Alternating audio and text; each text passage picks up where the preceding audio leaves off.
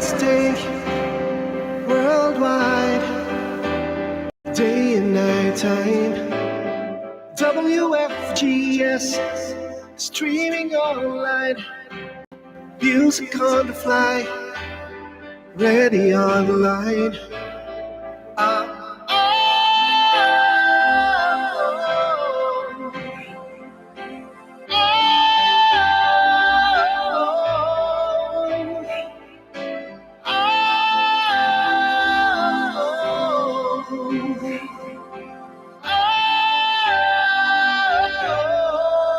Listen to the top songs of great performance now streaming on W.FGS.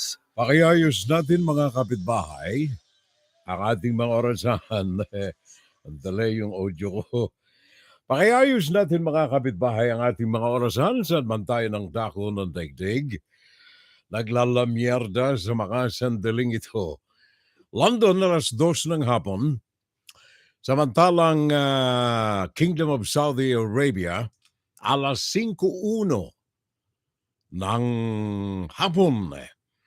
Samantalang sa Hawaii, alas 4:01 naman ng madaling araw. Japan, 11:01 in the evening. Australia, 1:01 ng hating gabi. Sydney, Australia.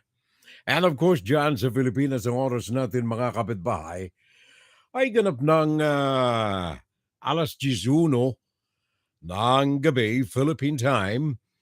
At dito naman sa amin sa Estados Unidos, silangang bahagi, New York, alas 11 ng umaga.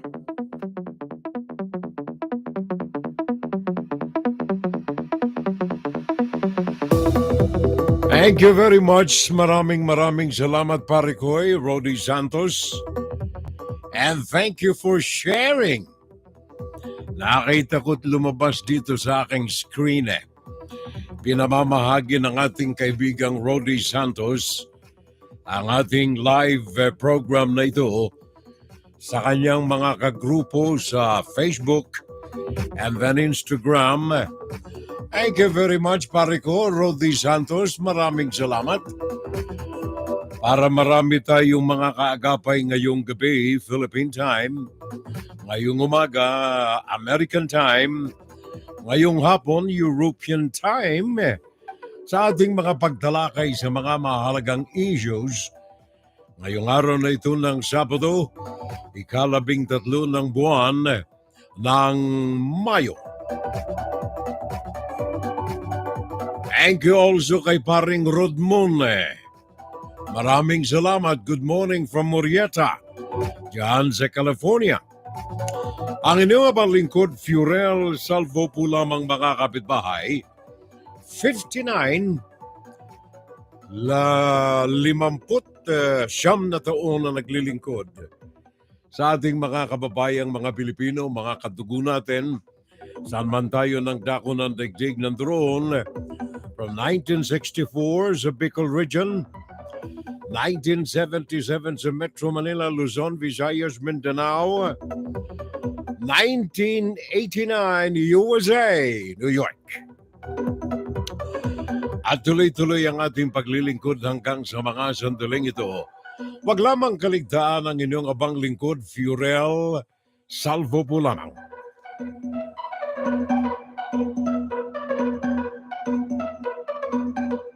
Let's have some fun Saturday live today. Maring Grace Recto Mirazol Palencia, watching from Oxnard in California. Alas 7:04 ng umaga sa California.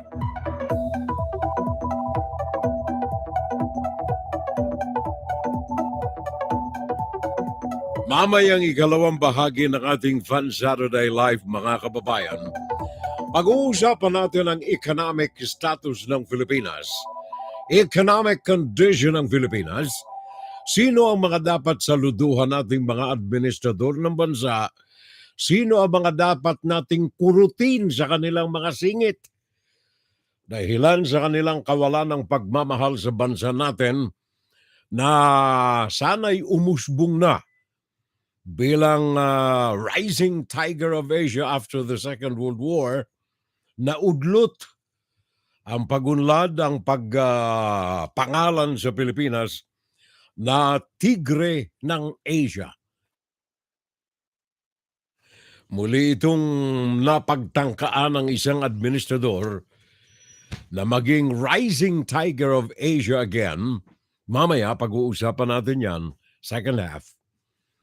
Subalit ito'y naudlot na muli dahilan sa mga balasubas, mga tarantado na mga leader ng bansa natin.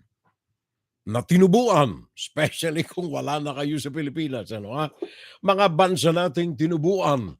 Parang Sok Efren de Merano, di ba? Pare Koy, good morning. Magandang umaga, partner. Sabi niya, I'm watching dito sa Glendale, California. Alas 7:05 ng umaga, Glendale, California. Si paring Sok Efren de Merano.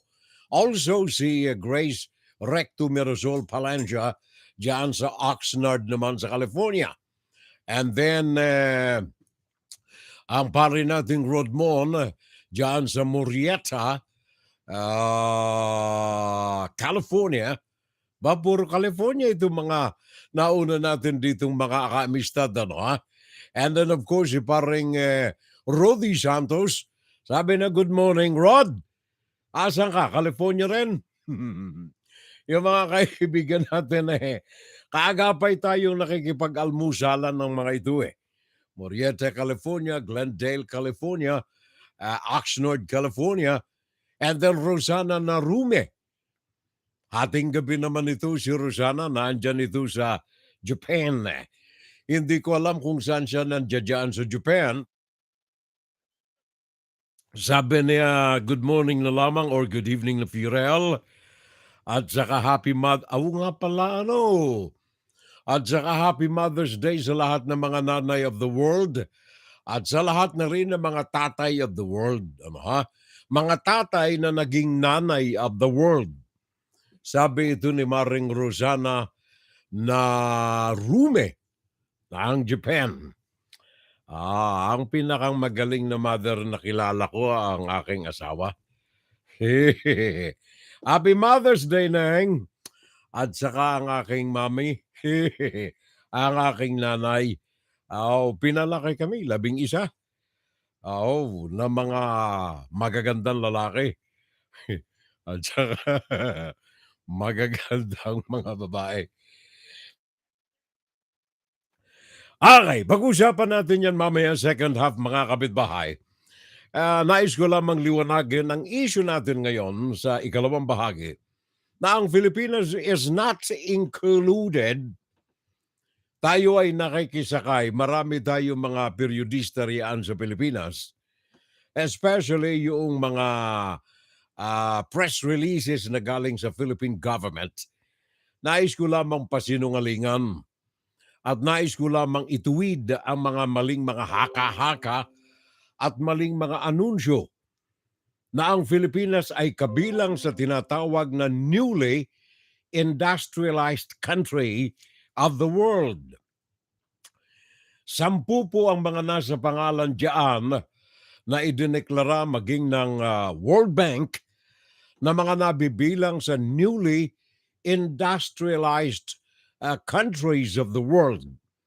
Unfortunately, bagaman ang Pilipinas ikinakabit ang pangalan na yan, ay hindi ho tayo kasama. Marami tayong mga bagay na ipaliliwanag dyan mamaya.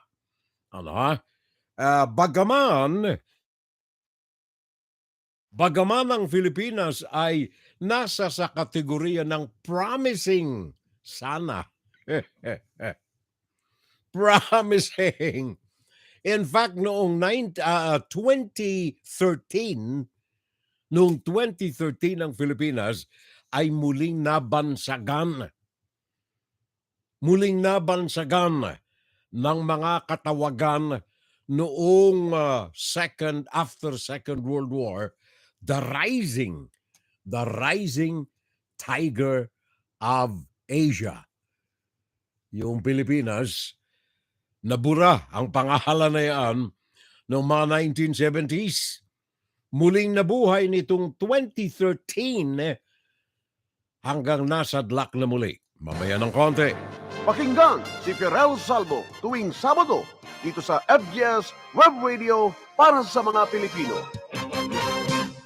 Samantala, nais ko lamang na ipaabot sa ating, eto ngayon ang isa, mga pare ko, mga mare ko, Fernando Diego Constantino. Pare ko, magandang gabi, ano ha? Sabi na, good morning bro, happy Mother's Day sa iyong may bahay at sa lahat ng mga nanay. God bless sa ating lahat, sabi ni paring Fernando Diego Constantino. Maraming salamat pare ko eh. Titingnan ko sandali itong aking iPhone sapagkat last time, marami tayong mga kaibigan na kaagapay pala natin, hindi natin alam. Gawa ng hindi lumalabas sa monitor ko rito sa widescreen. Ngayon, sisilipin na natin. Si paring Rod mo nandiyan, paring Rudy Santos, nandiyan. Si, Rosana Narumi, nandiyan. Si paring Sok Efren Demerano, nandiyan din kaagapay natin. Sabi na, good morning Fiorel, nandirito ako sa Glendale, California. At saka si paring Fernando Diego Constantino. Sabi nga pala ni Rosana Narumi, good evening Fiorel, happy Mother's Day sa lahat ng mga nanay of the world, mga tatay na naging nanay also of the world. And then si Kathy Sanada. Palagay ko na sa Japan din ito. Tunog hapon ang kanyang apelyado eh. Kathy Sanada. Oh, sabi ko na nga eh. From Japan right now, si Kathy Sanada from Japan. Alas 11:12 ng gabi dyan sa Japan. Yan ang oras ng ating mga kaagapay riyan. Juan, Saturday Live! Saturday Live! Pakinggan ninyo itong isang pasaway na ito riyan sa Pilipinas. Ano, ha? I'm sorry sa mga terminologies na ginagamit natin dito. Ito pero pasaway eh. Naalala ninyo may ZTE deal na itong nangyari. Ito yung halos pagbibenta dahilan sa lagay ng mga kontrata sa China na nalagyan ng sandamakmak na pera. Nandiyan, hello Garci, kumusta na? Panalo na ba tayo? Ala, CTE deal. Pagkatapos ginagastusan ito ng kaban ng bayan, ng buwis ng bayan, sa mga pagbuntot-buntot sa mga biyahe sa abroad ni Bongbong Marcos. Kahit sa ang bumiyahe ito, particularly yung biyahe sa China, nasa frontline, Gloria Macapagal Arroyo. Ngayon, bakit unang-una nating nabanggit itong pangalan na ito? Sabagat, noong siya'y unang termino bilang isang leader ng bansa, isinusulong niya itong magkaroon ng legalisasyon ang medical cannabis, marijuana sa madaling sabi. Sa isang katolikong bansa, nag-iisang katolikong bansa sa Asia, 87% tayo Catholic sa bansa. And then mga iba pang mga denominations, Christians, etc., etc., etc. 99% sa bansa ay mga Kristiyano. Ito ngayon ang gusto ni Gloria Macapagal Arroyo, muli na naman niyang binubuhay, House Bill 7817, na siya ang proponent may several years ago, na nais niyang gawing legal ang medical cannabis o kaya marijuana. Hindi niya ba alam na yung kanyang tinitingalang modelo rito ng medical marijuana, ang Amerika, ay nagkakaroon ng problema ngayon. Gawa ng ang rason ni Gloria Macapagal Arroyo, Philippine Compassionate Medical Cannabis Act. Ito daw ay para doon sa mga pasyente na nagdurusa ng seryoso at debilitating diseases na mabebenefisyuhan dito sa medical effect ng marijuana. Kaya yung ating magaling na Gloria Macapagal Arroyo ay muli na namang binubuhay sa Kongreso ngayon ang kanyang tinatawag na compassionate and right to access to medical marijuana. Ay, hindi ba nila alam na ito'y dito sinangkalan ito dito sa Amerika eh. Ginawang sangkalan ito ng mga addict dito sa Amerika, itong medical marijuana. Kaya nagsulputan yung mga tindahan ng mga marijuana sa California, diyan Chicago, at kung saan sa pandako ng estado ng Amerika. Ano ang nangyayari ngayon? Tingnan ninyo kung sino ang mga kliyente ng medical marijuana. In reality, sa katotohanan, ito'y nasa mga kalsada. Ilang mga apprehensions ng mga pulis sa mga kalsada saan mangdako ng Amerika, ang dahilan ng apprehension, nakaamoy sila ng amoy, usok ng marijuana sa mga kotse. Sino ang mga sakay nito? Mga tao na hindi naman invalido, walang physical na mga deficiencies, kundi ito'y ginagamit bilang addiction. Yan ba ang gusto ninyo mangyari riyan sa Pilipinas? Yan ay isinusulong ni Gloria Macapagal Arroyo ngayon, ang 7817 House Bill, Philippine Compassionate Medical Cannabis Act. Ngayon nga sandamakmak na ang mga nahuhuli riyan sa kalsada Ano ang idinadahilan? Kasi malaki ang problema ko Malaki ang problema, wala akong pera Kaya para makalimutan ko po ito nagmarihuana na lamang po ako. Di ba? Palagay ko kailangang magising itong kongresistang ito kailangang magising ko. Baka naman siyang gusto. Naalala ninyo, naglagay pa ito ng tali sa leeg para lamang makalusot sa batas Diba?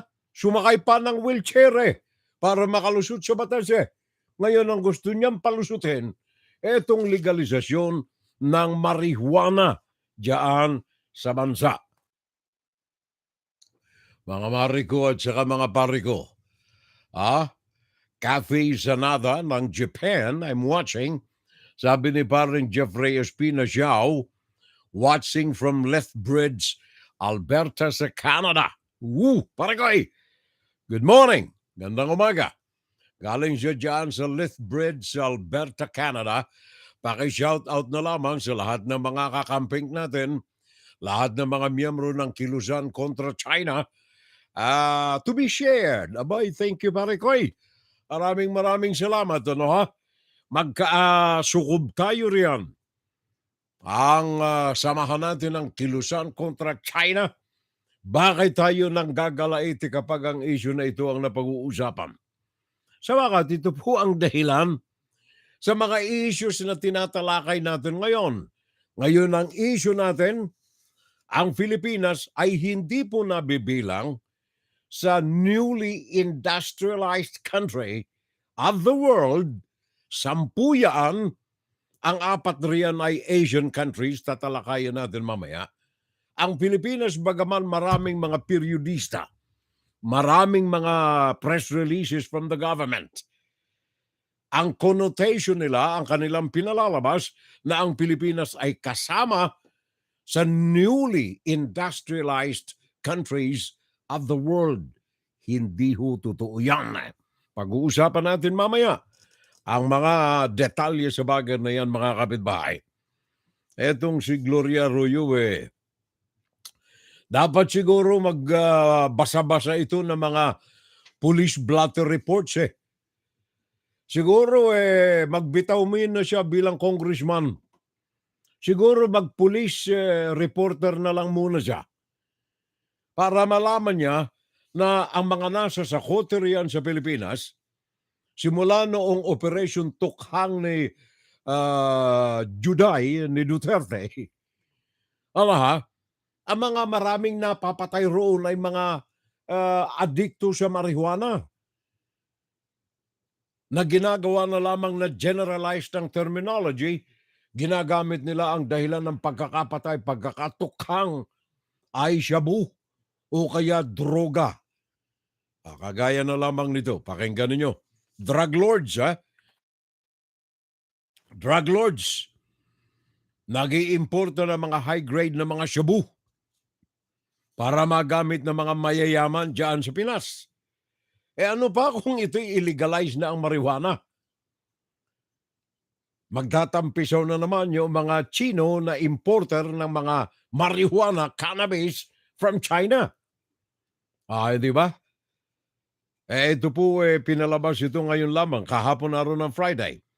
Ang Philippine Drug Enforcement Agency, PDEA, ay nagpahayag na ang kanilang mga ahente ay nakakumpiska ng 1,808 grams of imported na mga shabu. Nagkakahalaga ng 12.24 million. 12.24 million pesos. Ito ay idineliver sa isang lugar sa Mandaluyong noong araw ng Huwebes, natiktikan sa Bakit from the International Police, Interpol, nakatanggap ng report itong ating PDEA na may papasok sa Pilipinas o may pumasok sa Pilipinas na mga kargamento na galing sa China na ang laman nito ay mga droga. Shabu from China, 1,808 grams, totaling to 12.24 million pesos. Ito ay naka-address kay Joel Mariano Reyes, 42, at ito di umano ay fictitious name.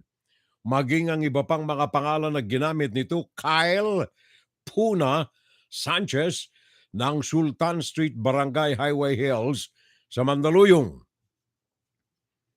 Yan ay dapat na malaman ni Gloria Arroyo. Huwag yung mga cannabis, mag-police reporter ka na lang muna. Mag-police reporter ka na lang muna para nalalaman mo kung anong ginagawa mo riyan sa Kongreso at hindi ka sasangut-sangut. Anong sasangut-sangut? Pakinggan natin ito. Ganito ang sasangut-sangut Ayaw na tuloy. Sasangut-sangut Ayaw Salita ka, pare ko And mga kababayan, ating nasagap sa palasyo, mukhang recently. So, yun po. Wala ka bang sinabi, yun na po? Ano ka ba? Mag-police blood reporter ka na lang, Marikoy. Bago mo pag-initan itong mga marijuana riyan sa bansa. Gusto mo bang palaganapin ang tukhang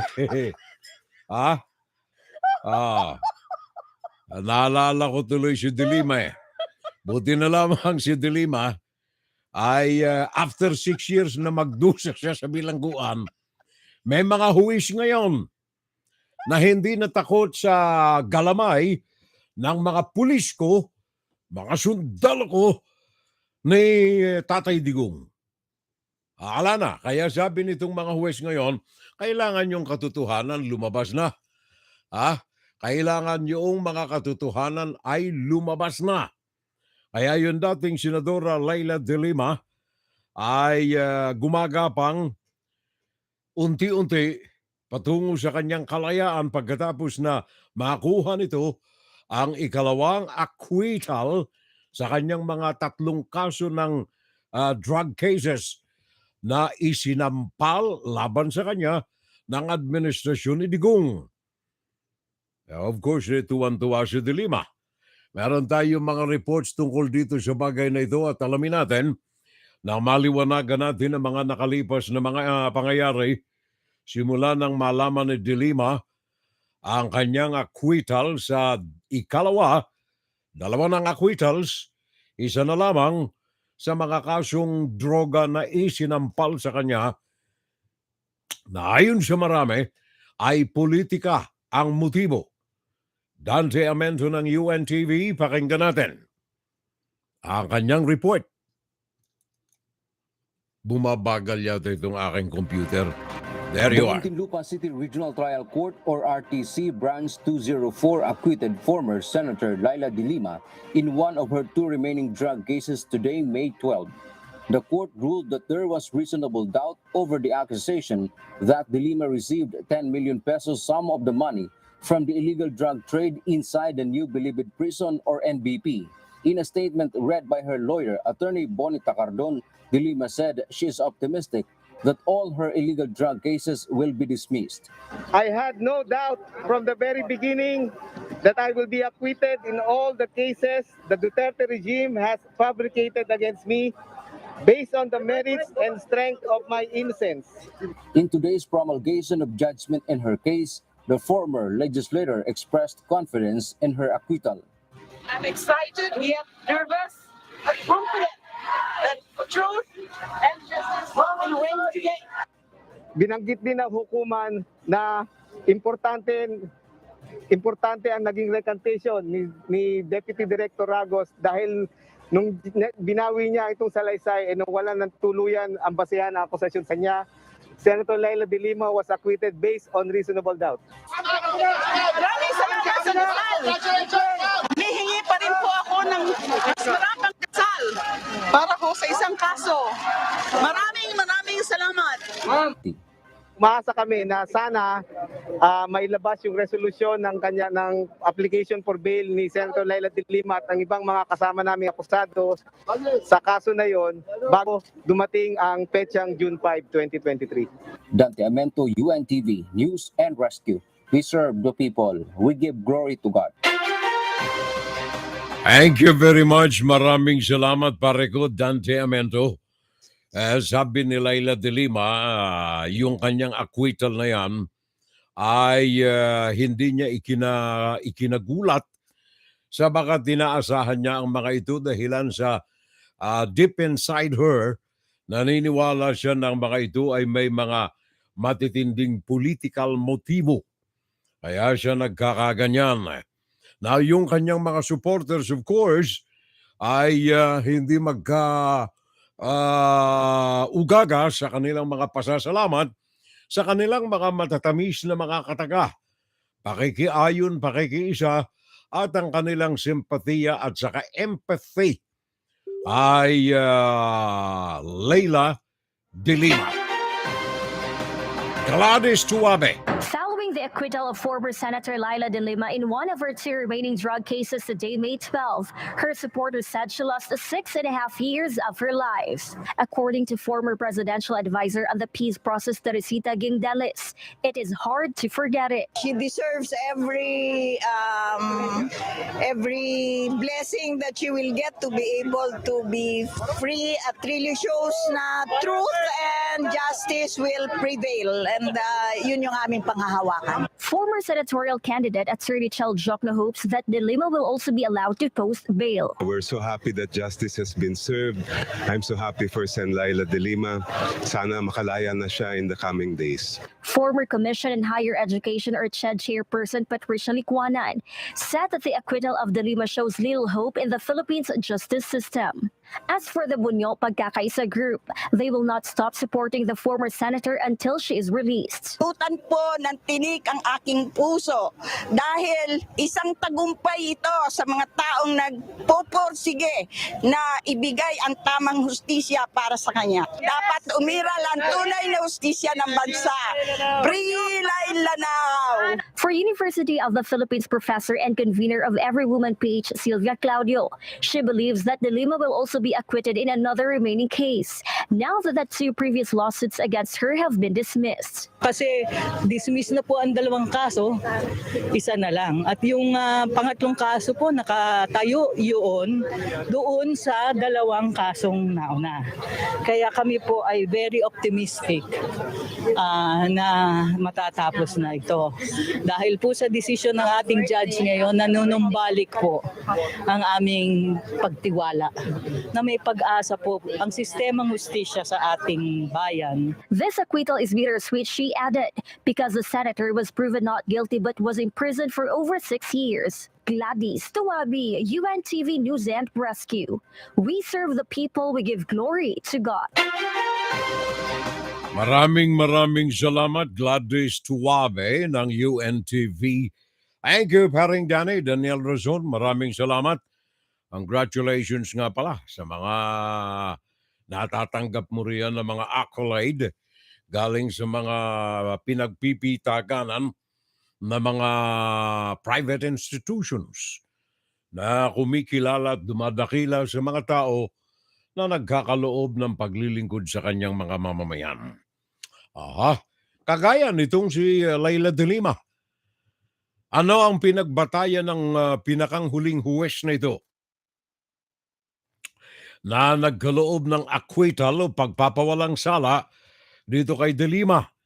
Sabi niya, yung recantation, yung pagbawi ng sinumpaang pahayag ng dating Bureau of Corrections o Bucor, OIC na si Rafael Ragos, ang isa sa nagbigay ng maliwanag na paraan ng pagdududa doon sa mga kaso, aligasyon na isinampa labang kay de Lima.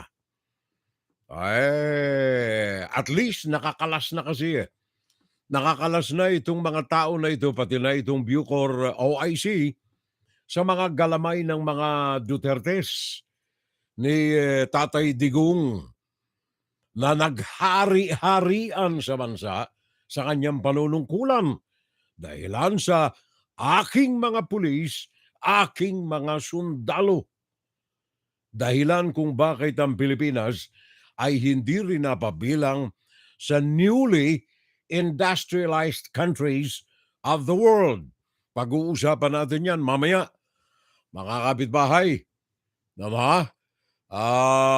Paring saan ba ako nagsimula? Baka may makaligtaan na naman ako paring Sok Friend Di Merano from Glendale, California. Ito, Kathy Sanada from Japan. And then parang Jeffrey Espinasiao from Lethbridge. Eto na, good AM na po lamang dyan, Manoy Furel. Ako'y nanonood dito sa Taguig, sa Metro Manila, Rhea Doroleyat. Edwin Lara, aba, ang pare ko. Maray na banggi, Diyos mabalo sa paghinanyog. Padre, Edwin Lara, ang tagal kita na hindi nakitang live, sir.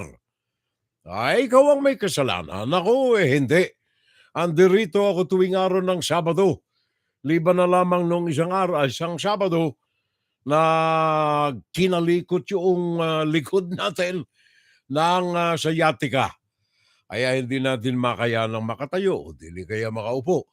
But anyway, paring Edwin Lara, maraming salamat, partner, sa alalay sa atin. Diyos mabalos. Grace Recto Marisol Palencia. Asa na yun? Oops, nawala. Ito pala. Happy Mother's Day na lamang to your wifey, Furel, at sa lahat ng mga mami-mama, mga nanay, mga inay, mga inang of the world. Sabi ito ni Grace Recto Marisol Palencia. Kathy Zanada, wala naman tayong maasahan dyan kay Hello Garci. Kung baga sa US, woke congresswoman. Woke congresswoman. Itong si Gloria Macapagal Arroyo, sabi ni Kathy Zanada. Nasaan na kaya yung high-grade marijuana na nahuli sa anak ni Rimulya? Good question. 10 seconds. Tinens, happy watching I'm watching Furel. Regards na lamang and God bless you na lamang sa iyo at saka sa buong pamilya. Sabi ng aking kapatid, si Ate Nena. Diyan sa Legazpi. And of course, Elisa Kabulang, good evening na lamang, Fiorel. Lupapay ngayon si Satanas ng Davao sa pag-akit kay Senatoria, pag-akwit pala. Pag-akwit kay Senator De Lima. Sabi ni Rhea Doroliat. Sabi ni Doroliat. Ano ang sabi nga pala nitong mga kaalyado sa Kongreso, sa Senado, nitong si Laila De Lima? Dito sa acquittal na ito na kanyang tinanggap sa ikalawang huwes, sa ikalawang kaso na isinampal laban sa kanya. Pakinggan natin ang mga pahayag ni na Risa Hontiveros, ni na Francis Pangilinan, ni na meron pang ambassador ambassador ng European Union. Pakinggan natin ang kanilang mga pahayag tungkol dito. Ang mga kaalyado naman ni De Lima nagbubunyi sa pagkakaabsuelto ng dating senadora. Si Senator Risa Hontiveros na matalik na kaibigan at kasama noon sa oposisyon ni De Lima, binigyang diin ang 6 na taong atraso sa kanya para sa mga akusasyong ipinukol sa kanya. Ang dapat daw isurod ngayon ay papanagutin ang mga nasa likod ng pagpapaaresto kay De Lima. The false narrative and web of lies that led to her imprisonment is finally being undone.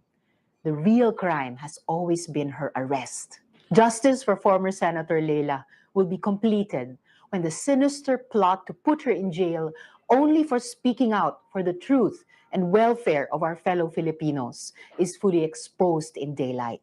Si dating Senador Kiko Pangilinan masaya rin sa pagkakakwit ni De Lima na kasama rin niya sa oposisyon noong nakaraang administrasyon. Gate din ni Pangilinan, sa umpisa pa lang ay alam na nilang gawa-gawa lang ang mga akusasyon laban kay De Lima at inimbento lang ang mga ebidensya. At huli man daw ang pag-akwit sa kaso, mainam pa rin ito. Patuloy din silang mananawagan na palayain ng tuluyan si De Lima. Nagpaabot din ng pagbati si European Union Ambassador Luc Veron. Anya, hindi niya lubos maisip ang saya ng dating senadora sa kabila ng 6 na taong pagkakakulong. Umaasa rin ang EU sa mabilis na paglabas ng resolusyon sa natitirang drug case laban kay De Lima. Sana rin daw mapabilis ang desisyon sa petisyon ng dating senadora para makapagpiyansa at pansamantalang makalaya. Binigyang din ni Ambassador Veron ang matagal na ugnayan ng Pilipinas at European Union. Nire-respeto rin daw nila ang justice system ng ating bansa. Thank you. Maraming salamat. Thank you so much. So yun ang ating mga reports na may kaugnayan dito sa magandang balita sa mga kaalyado, mga kamag-anakan, mga supporters ni Laila De Lima. Dalawa na ang acquittal niya, isa na lamang ang nalalabi at umaasa na ito ay mapapawalang bisa na rin, mapapawalang sala sa mga akusasyon laban sa kanya na maging ang international community ay nagsasabi na ito ay politika ang motibasyon sa mga kaso na ito labang kay De Lima. Maraming mga namayagpag kasi Noong nakaupo si Tatay Digong, marami ang mga nangamayagpag. Hindi lamang mga Pilipino, mga Chino na mayagpag. Na mayagpag ng sandamakmak.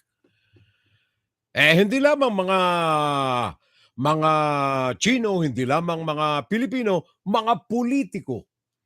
Kaya nga ba't sabi natin dito, yung mga pagbabansag sa Pilipinas na kabilang sa newly industrialized countries of the world, wala hong katotohanan yan. Sabi ng World Bank, wala pa.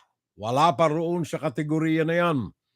4 lamang sa Asia ang kabilang dito at yan ay pag-uusapan natin mamaya mga kababayan. Isa sa mga kadahilanan kung bakit naudlot at nawala ng saysay ang katagang rising tiger of Asia sa panahon ni Noynoy Aquino dahil lang kay Tatay Digong. Mga politiko rin na mayagpag kapag ikaw ay kaakibat, kaalyado, nakakabit sa laylayan na Digong, namamayagpag. Isa na rito ang paglaganap ng mga krimen perpetuated by political armies. Yaan ay nangyari riyan sa Negros. Kaya kahapon ay tinapos na ni De La Rosa yung kanyang Senate inquiry na may kaugnayan dito sa pagpatay kay Governor Digamo. Paring Raul Villanada. Raul Villanada, good morning na lamang, Furel from Durham, North Carolina. It's a beautiful sunny morning today. Grass cutting naman ang aking trabaho, gardening. At saka mag-aadobo pa ako bilang cook. So kahapon, anong Saturday ka lamang na mahinga pare ko, Ngayon gardening ka, Sabado. Ako araw-araw akong gardening Yun ang aking pinalalakas na lamang sa katawan. Gawa ng itong Wuhan coronavirus ay pinagsasampal ang ating katawang kaliwat kanan Malaki ang naging negatibong epekto ng Wuhan coronavirus sa 2 taon nating pagkakakulong sa bahay. Kaya ang ating pinag-iinitan na lamang kapag panahon ng spring at saka summer, etong gardening pare koy. Kaya hindi ka nag-iisa riyan. Aring Raul Villanada. Mabuhay si Senator De Lima. Sa kanyang pagkaka-acquit sa court case, mabuhay ang Pilipino. Sabi ni paring Raul Villanada. Sandali Itong aking computer ay sumasayaw Sandali Saan na ba ako ngayon? Saan na ba ako? Nawala na tuloy. Nawala na naman ako. Okay, sandali. Elisa Kabulang, Maring Rhea Doruliat, paring Raul Villanada. Ito na. Sabi niya nga pala, mabuhay daw si Maring Laila de Lima. Sabi ni paring Raul Villanada. And then Judy Salerungan. Good afternoon lamang, Furel, at sa lahat ng mga kasama natin sa FSL. I'm watching here sa Manila, Philippines, sabi ni Judy Salerungan, and sharing this live program to my FB friends at mga messenger friends ko. Thank you. Maraming salamat, Judy Salerungan. Alam mo, hindi ho siya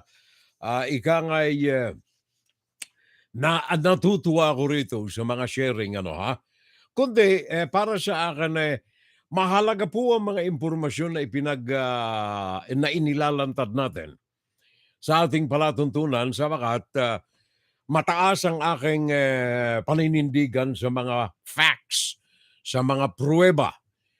Kaya itong mga binibitawan nating mga kataga rito, ang ating mga inihahayag ditong mga opinyon at mga kuro-kuro, actually ito po ay hindi galing sa akin Kung talagang hihimay-mayin natin ang mga bawat kataga na binibitawan natin dito, ang mga ito po ay galing sa mga pruweba, dokumento, galing sa World Bank, sa mga think tanks, sa mga research agencies ng iba't ibang panig ng daigdig. At ang mga ito ay mga busilak na mga katotohanan na kung malalaman lamang ng ating mga kababayan, ito ang aking punto rito Kaya nais kong pasalamatan kayo kapag ito'y ipinamamahagi ninyo sa inyong mga kaibigan. Sabagat tayo as a community ng FSL, alam natin ito maliwanag sa ating kaisipan ang mga bagay na ito. Nararagdagan lamang ang ating kaalaman dahilan sa mga broadcasts natin tuwing araw ng Sabado. Pero ang mas kailangang malaman itong mga bagay na ito ay nung mga tao na nabubulagan, yung mga pepe, yung mga benge, yung mga bulag na ang sinasamba ay ang mga politiko. Sila ang mga dapat na busbusan natin nitong mga impormasyon na ito. Kaya ang sharing ng programa natin sa mga pepe, mga bulag at bingi is a must. It is of utmost importance para po sa kapakanan ng hinaharap ng ating bayan. Lahat naman ng mga kadahilanan natin sa broadcast na ito ay para sa kinabukasan ng Pilipinas. Malayo man tayo sa Pinas. Kung tutusin ako at malayo na ako riyan, anong pake ko sa Pilipinas ngayon? Kaya lamang naandyan po ang puso, dyan nagsimula ang dugo na dumaloy sa ating mga ugat, ang ating empathy, ang ating pagmamahal ay naandyan pa rin. Kaakibat ng pagmamahal natin dito sa kumalinga sa atin sa mga panahon ng ating pangangailangan. Yan o ang ating punto de vista, mga kababayan. Sana kagaya kay Judy, thank you very much. Sabi niya, sharing the live program to my FB friends and my messenger friends. Sana kayo rin po, Kathy Sanada, 4 industrial countries in Asia, Hong Kong, Taiwan, South Korea, and Singapore. Mamaya, pag-uusapan natin yan, Kathy. Maraming salamat.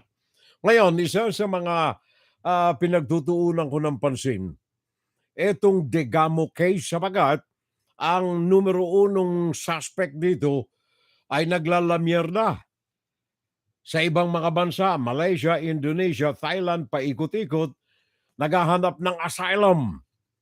Ito ay si Tevez. Kahapon ay tinapos na ng Senate Committee headed by De La Rosa ang kanyang inquiry in aid of legislation. Sabi niya, there seems to be people trying to turn the table, so to speak. Reklamo ito ng asawa ng Degamo, si Mayor Degamo. Gawa ng may mga nakikidaw-daw na mga isyo, kagaya noong media man na napatay daw at itinuturo naman ng Degamo na pumatay. Pakinggan natin itong issue na ito at pakinggan natin ang karagdagang pag-uulat.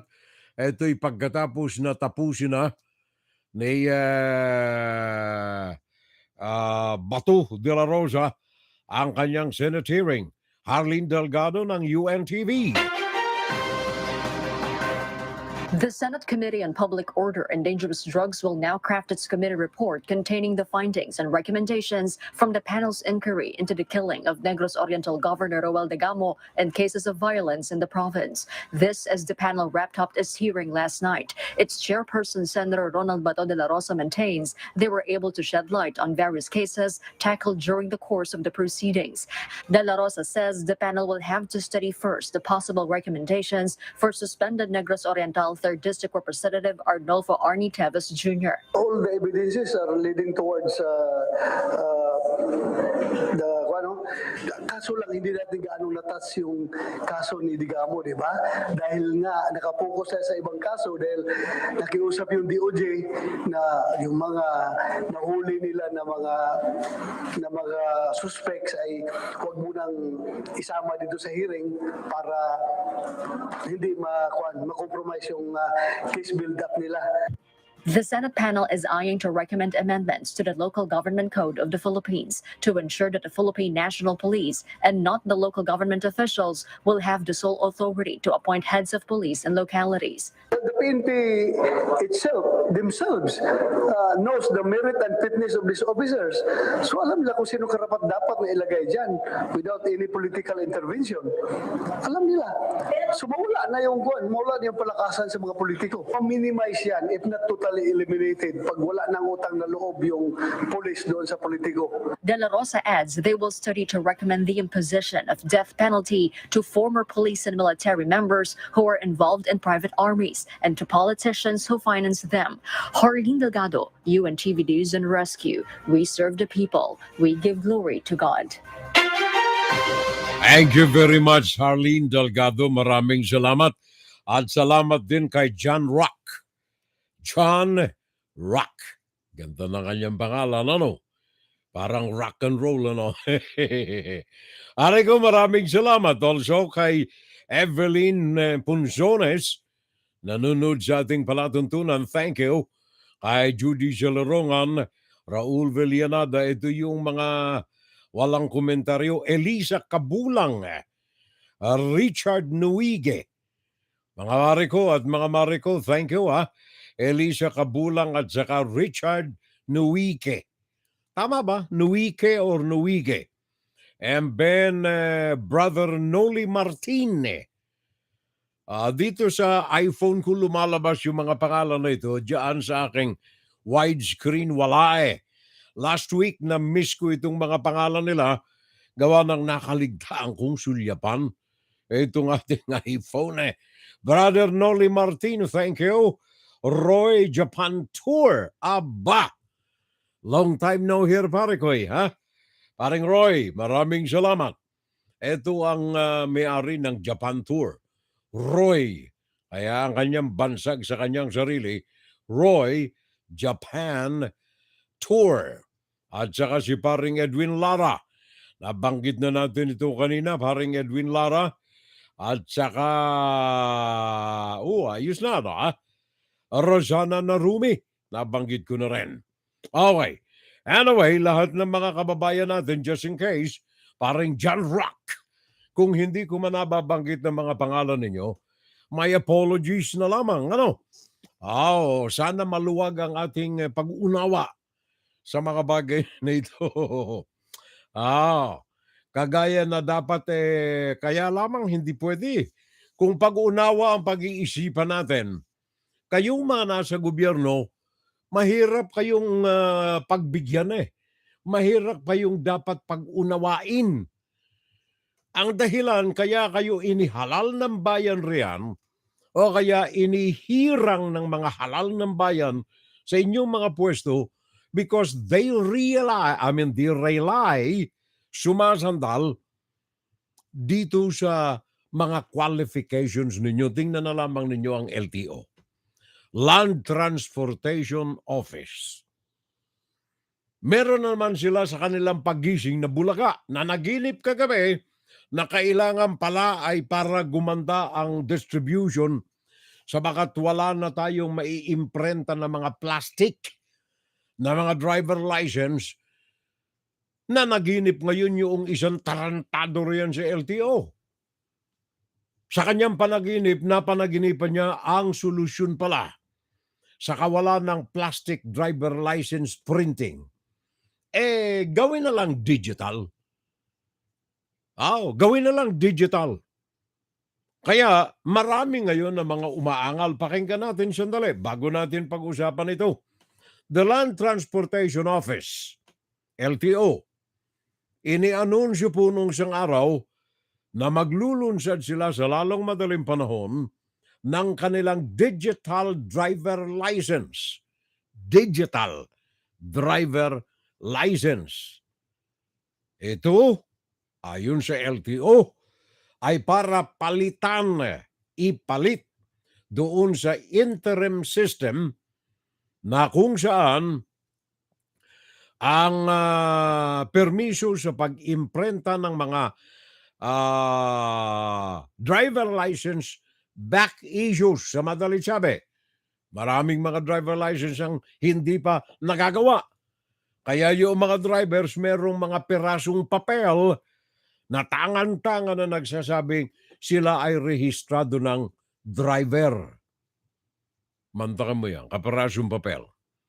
So ngayon, naisipan itong LTO, gawin na lang kaya natin.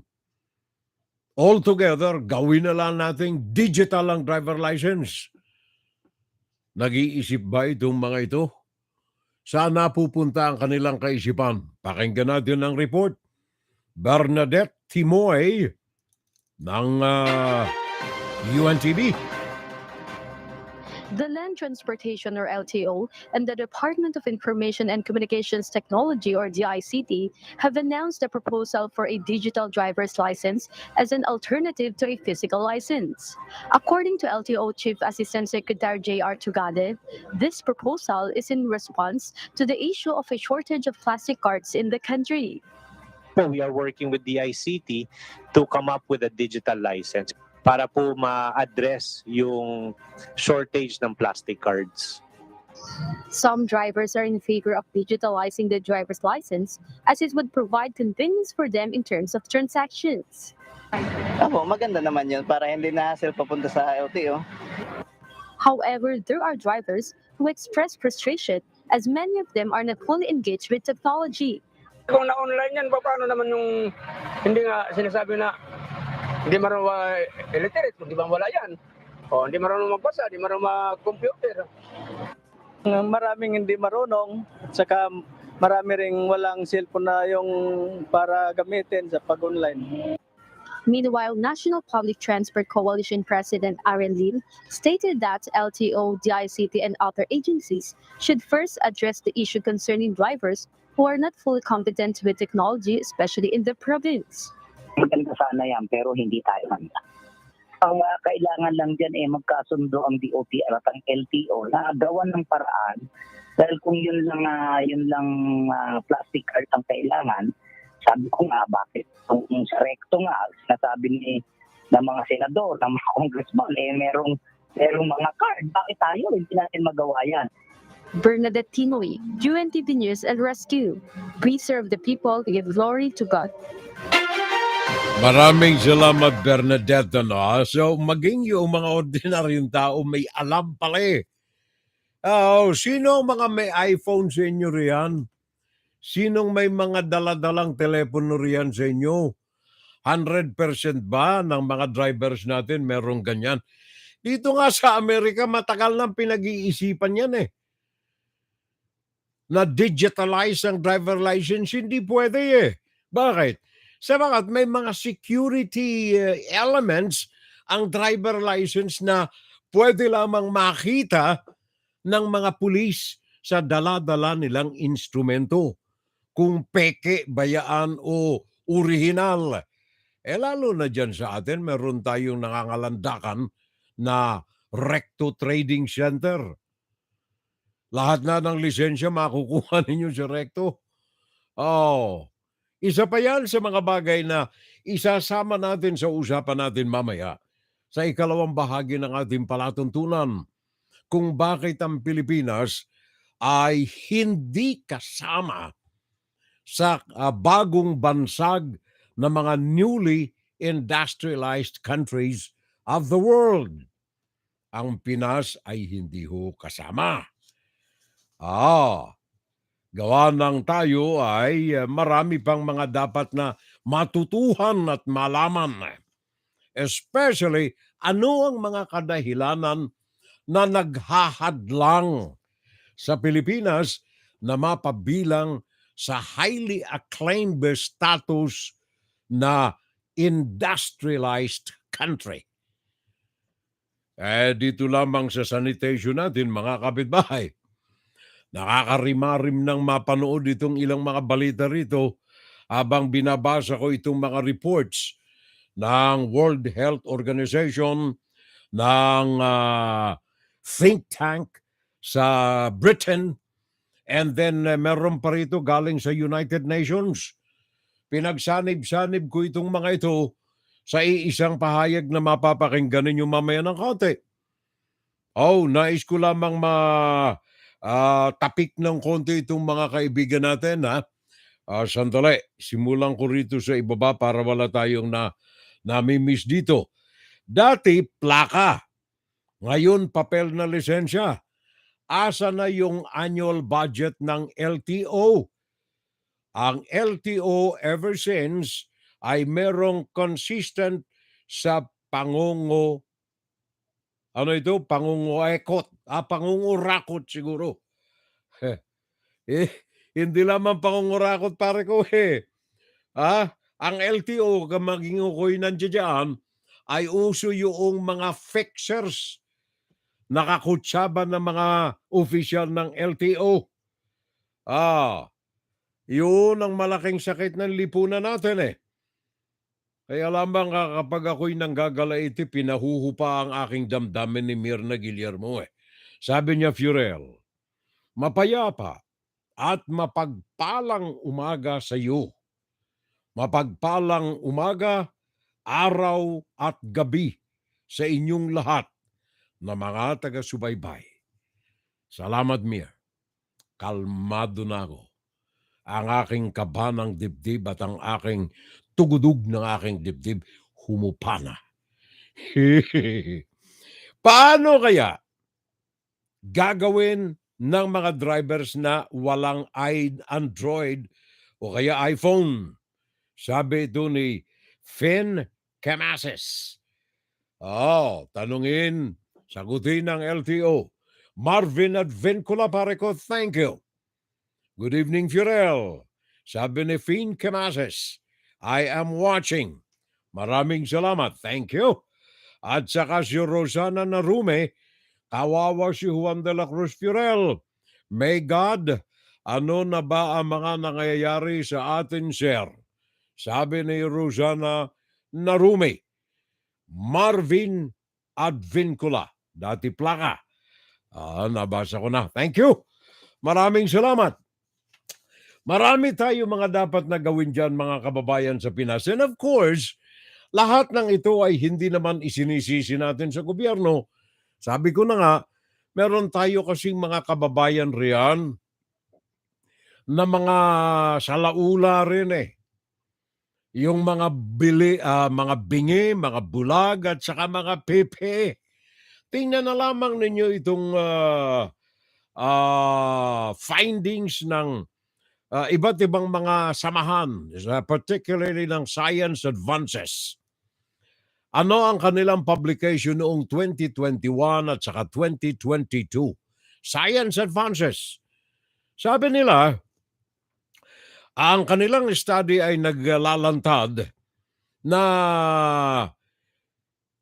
sa buong bansa sa daigdig, of all the countries in the world, ang Pilipinas ang numero 1 contributor, number 1 contributor ng plastic emissions sa mga and pollutions sa mga daluyan ng tubig o kaya mga ilog, mga rivers sa buong bansa sa daigdig. The Philippines, out of more than 1,000 rivers na kanilang sinaliksik sa iba't ibang panig ng daigdig, natagpuan nila sa Pilipinas lamang makukuha ang grabing number 1 na plastic emissions and pollutions na nagtatapos sa pagkakatambak sa mga ilog sa bansa. Ayon ito sa Dutch Research Organization headed by Lawrence Meyer. The largest contributing country estimated by our model was the Philippines in a report in 2021 and 2022.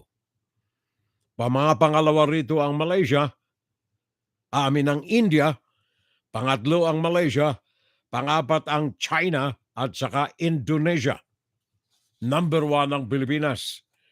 Number 1 na lugar, yan ho ay dyan sa Metro Manila. Ang Pasig River. Rafael Busiano. Lumalabas nga sa pag-aaral ng Science Advances noong 2021 na ang Pilipinas ang nangungunang bansa sa buong mundo pagdating sa dami ng plastic na napupunta sa dagat mula sa mga ilog na higit 356,000 metric tons. Ang Pasig River ang sinasabing most polluting river. Isa sa nakikitang sagot ng Department of Environment and Natural Resources ang Expanded Producer Responsibility Act of 2022 o EPR Act na layong gawing mas responsable ang mga producer ng iba-ibang produkto sa pamamagitan ng pagbawas ng paggamit sa mga material na makasasama sa kalikasan tulad ng plastic. Ito, binibigyan natin ng responsibility ng mga producers to help get rid of this waste. Pero bukod sa pakete ng mga produkto, dapat ring makisali ang mga producer sa mga hakbang para pigilan ang basura na kumakalat sa kapaligiran. Nag-uusap-usap na ang ilang producers at DENR para sa agarang pagsunod sa batas na ito.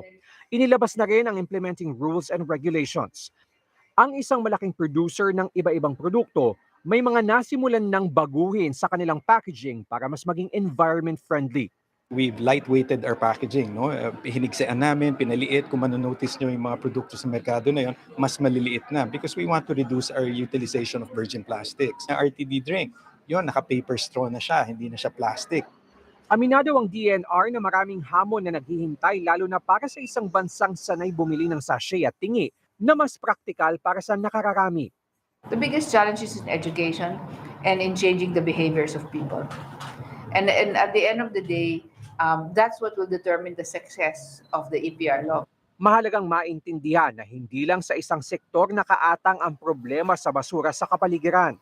Kung ang karamihan ay magiging wais sa pagkonsumo ng anumang produkto, hindi malabong makita ang magandang epekto nito.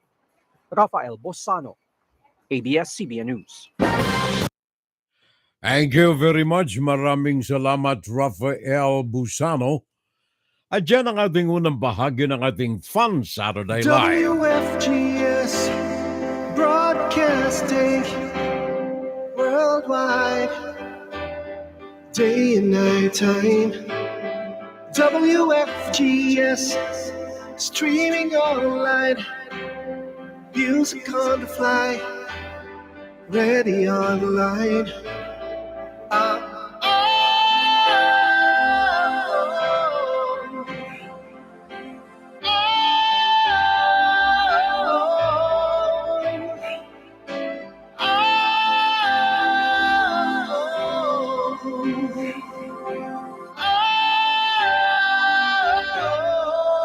Listen to the top songs of great performance now streaming on W.FGS. Oras natin mga kapitbahay, 6 na minuto makalipas. Ang ganap na alas 11 naman ng gabi, Philippine Standard Time, 11:06 in the morning. Eastern Standard Time, USA. Inside, Kuro-Kuro, Opinion, Fun Saturday Live. Kasalanan ng mga mamamayan natin ang mga hindi tama na paggamit ng mga plastic. Sabi ni parang Nixon ng Torres. In fact, yan ang nais kong ipaabot sa ating mga kapatid, mga kapitbahay, mga mamamayan natin dyan sa Pinas. Especially yung mga nabibilang sa mga pepe, mga bulag, at saka mga bingi. Yan din ang kadahilanan kung bakit ang Pilipinas ay hindi nabibilang sa newly industrialized countries in the world. Newly industrialized countries in the world. Bakit ko po ito ginawang paksa ngayong araw na ito? Sabagat inililisya tayo sa katotohanan ng mga press releases ng mga nasa pamahalaan, press releases ng mga trolls, press releases ng mga cronies, ng mga dynasties, ng mga dishonest government officials, ng kung sino-sino man na mga propagandista ng pamahalaan. Hindi ho masama na ilaganap ang kabutihang nagaganap sa Pilipinas sabagat ito ay image building na kailangan ng bansa. Kaya lamang to the extent na magsinungaling tayo, wag hong ganyan. Bakit? Sabagat later matutuklasan ang ganitong uri ng kasinungalingan kagaya ng nagaganap ngayon sa mainland China, sa Chinese Communist Party in particular. Yung kanilang mga well-publicized na mga One Road, One Belt Initiative, yung kanilang number one na ekonomiya, lahat ng ito ay gumuguho na parang isang malaking kastilyo na nawawasak ng matindi. Kung titingnan ninyo some other time in the future, uusisahin natin ng husto ang tulay na kalagayan ngayon ng Chinese Communist Party at ang ekonomiya na kanilang pinangangalandakan sa magitan ng mga kasinungalingan. Ngayon, tingnan natin itong Pilipinas, mga kababayan. Marami kasing mga lumalabas, the Philippines is belonging, kasama sa mga newly industrialized countries in the world. Sa pananaliksik natin, mga kababayan, sabagat tayo ay very proud na ang Pilipinas ay mapabilang dito, but to our dismay, sa pagkadismaya natin, nakita natin hindi pala totoo. Hindi totoo. World Bank, and then think tank, and then British Research Agency, United Nations, sa kanilang economic data, ang Pilipinas hindi kasama. Sino-sino ang mga kasama rito sa mga newly industrialized countries in the world? At bakit hindi kasama? Rising tiger of Asia ang Pilipinas immediately after the Second World War. Mga panahon ni na sino bang mga presidente natin? Nina Rojas, nina Magsaysay, nina Quirino, nina Osmeña, ang Pilipinas, rising tiger of Asia. And then pumasok ang mga taon ng 70s, nawala ang katagang rising tiger of Asia. Bakit nga ba nagkakaganito? Unahin natin muna itong issue. Newly industrialized country. Unahin ko itong report na ito na galing ito sa United Nations, Economic Council. Ang Pilipinas, ang mga most newly industrialized countries, top 10, 4 dito ay mga nasa Asia. Ang Indonesia, bakit? Yung kanilang natural resources ay nasa intensity, high intensity level.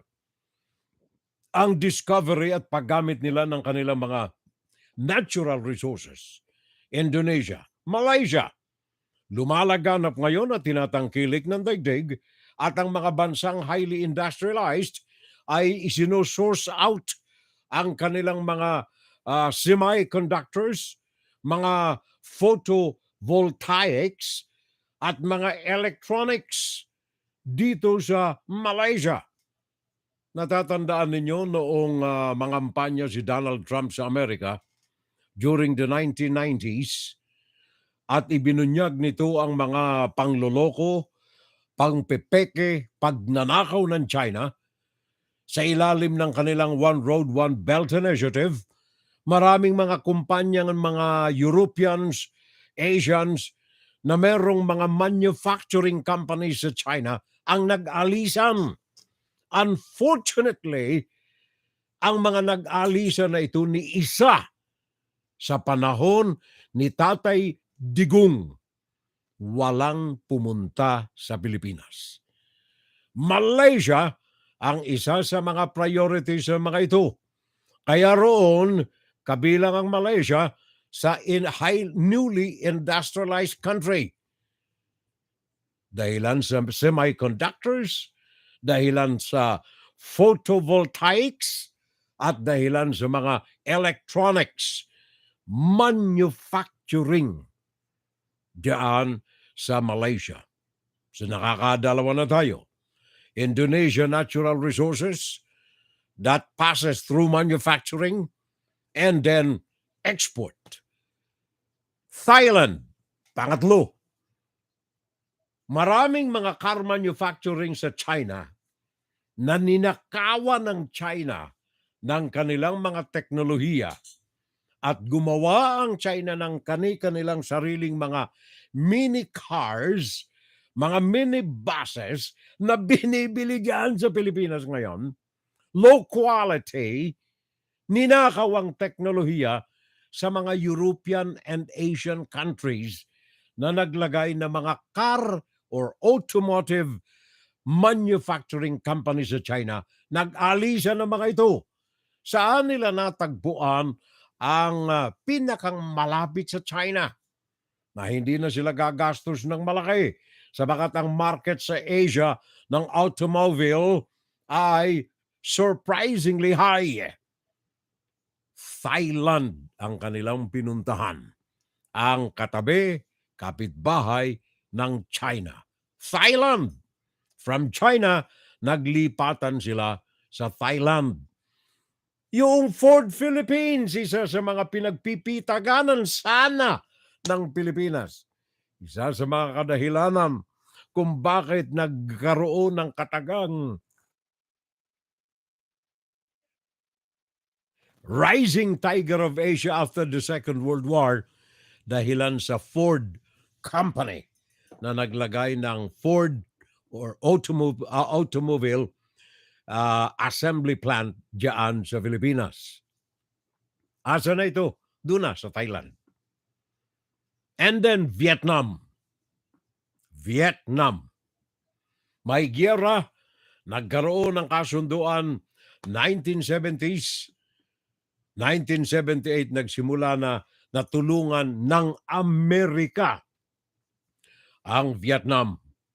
Ngayon ang Vietnam napabilang sa 4 na mga Asyanong mga bansa sa tinatawag nilang newly industrialized country.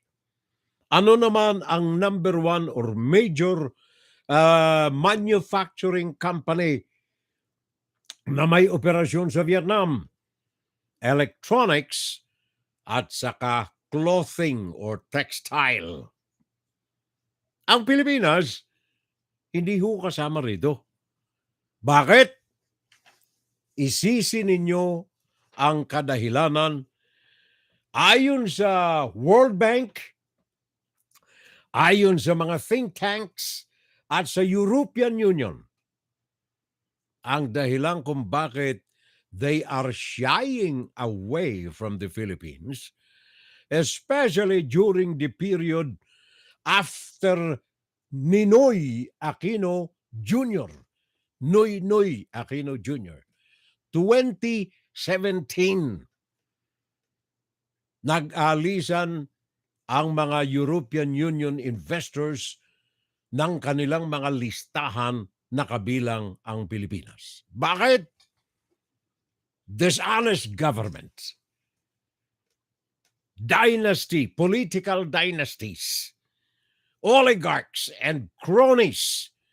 Subalit bakit namang itong mga ito ang singled out na dahilan ang Pilipinas kaya't umurong nawala yung Rising Tiger of Asia title? Bakit naman isinisisi? Kung dishonest ang government, maybe. But kasama itong political dynasties, oligarchs, and cronies.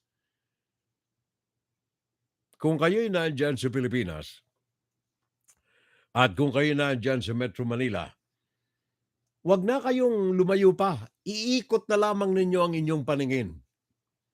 Sino ang most favored businessmen, investors diyan sa Pilipinas? Mabilang mo sa isang kamay ang mga European industries diyan. We are talking of industries. We are talking of manufacturing. Sino ang mga naandyan? European countries? Halos wala kang makita. Sino ang mga favored? Bakit isinangkot ang mga political dynasties, ang mga oligarchs at mga cronies? Bakit? Sabagat ito ang mga nagdederehe, directors ng mga dishonest government officials. Lagyan si governor, lagyan si congressman, lagyan si presidente. Sino ang mga mahilig maglagay? Chinese investors.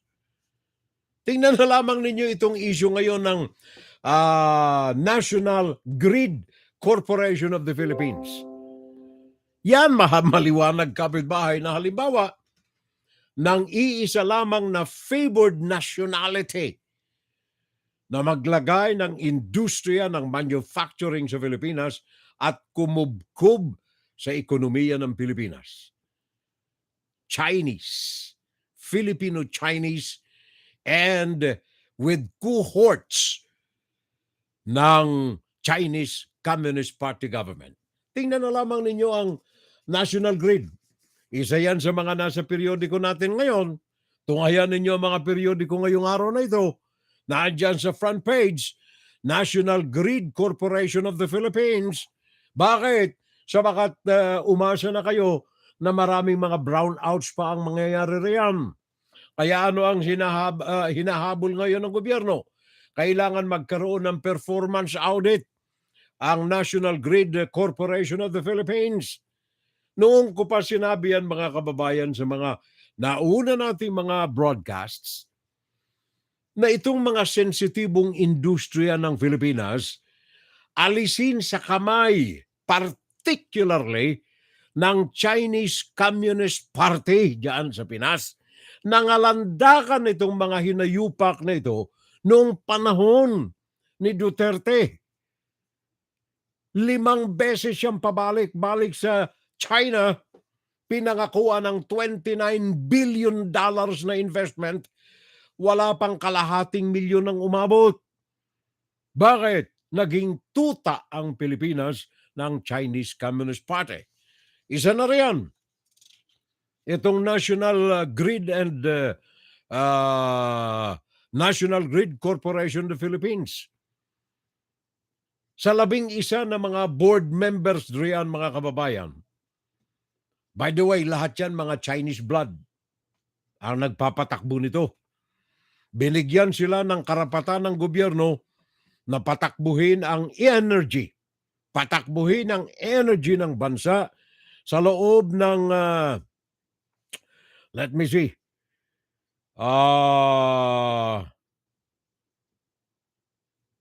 paano ito? Sa loob ng 50 taon, Energy Regulatory Commission, binigyan ng 25 years na concession, 25 years concession na patakbuhin ang enerhiya sa bansa, 50 taon na prangkesa. Sino ang bumubuo nitong National Grid Corporation of the Philippines? Lahat po yan Chinese blood. Lahat yan ay mga inchik. Ang 4 dito masaklap na katotohanan ay padala, kinatawan ng China, kinatawan ng Chinese Communist Party sa pamamagitan ng State Grid Corporation of China. State Grid Corporation of China. Pinatatakbo pagmamay-ari ng Chinese Communist Party. Vice Chair ng Engineering, Mr. Zhu Guangchao.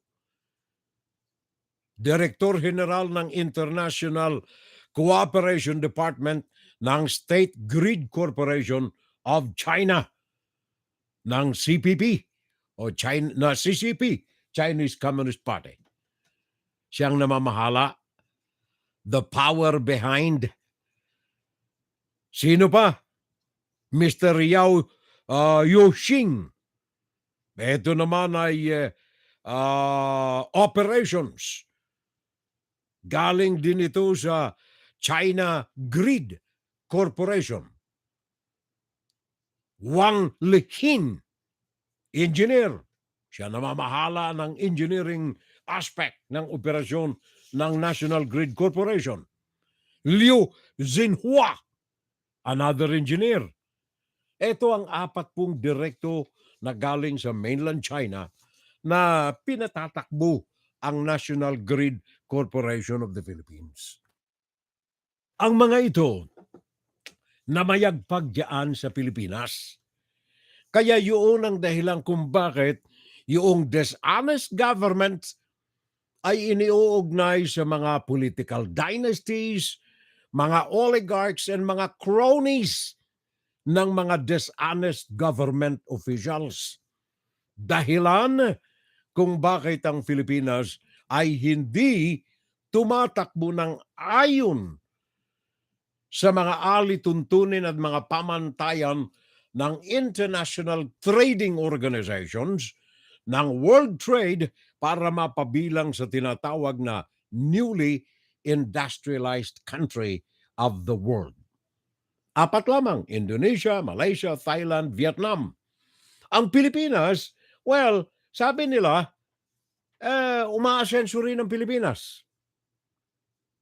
Kaya lamang, unlike the other countries of Indonesia, Malaysia, Thailand, Vietnam, na ito ay umaayon sa mga aspekto ng tunay na mga organisasyon ng kung papaano ka umasenso industrially para mapabilang ka sa mga pinagpipitaga ng mga bansa sa daigdig. Ang Pilipinas, kumikita rin eh. By the way, kung ikaw ay nais na mapabilang doon, isa sa mga pamantayan ng mga organisasyon sa trading, sa investment world, ayon ito sa S&P, Standard & Poor, S&P, isa yan sa mga pinagpipitaganan sa paghawak, pagmantene, pagmasid, at pagbilang ng pera sa daigdig. Etong mga bansang binanggit ko, Indonesia, Malaysia, Thailand, Vietnam, ang mga ito, para mapabilang ka sa newly industrialized o kaya mapabilang ka sa kategorya ng industrialized country, kailangan ng export gross mo. Ang tinatawag nilang worth of export o kaya tinatawag nilang export value ng bansa.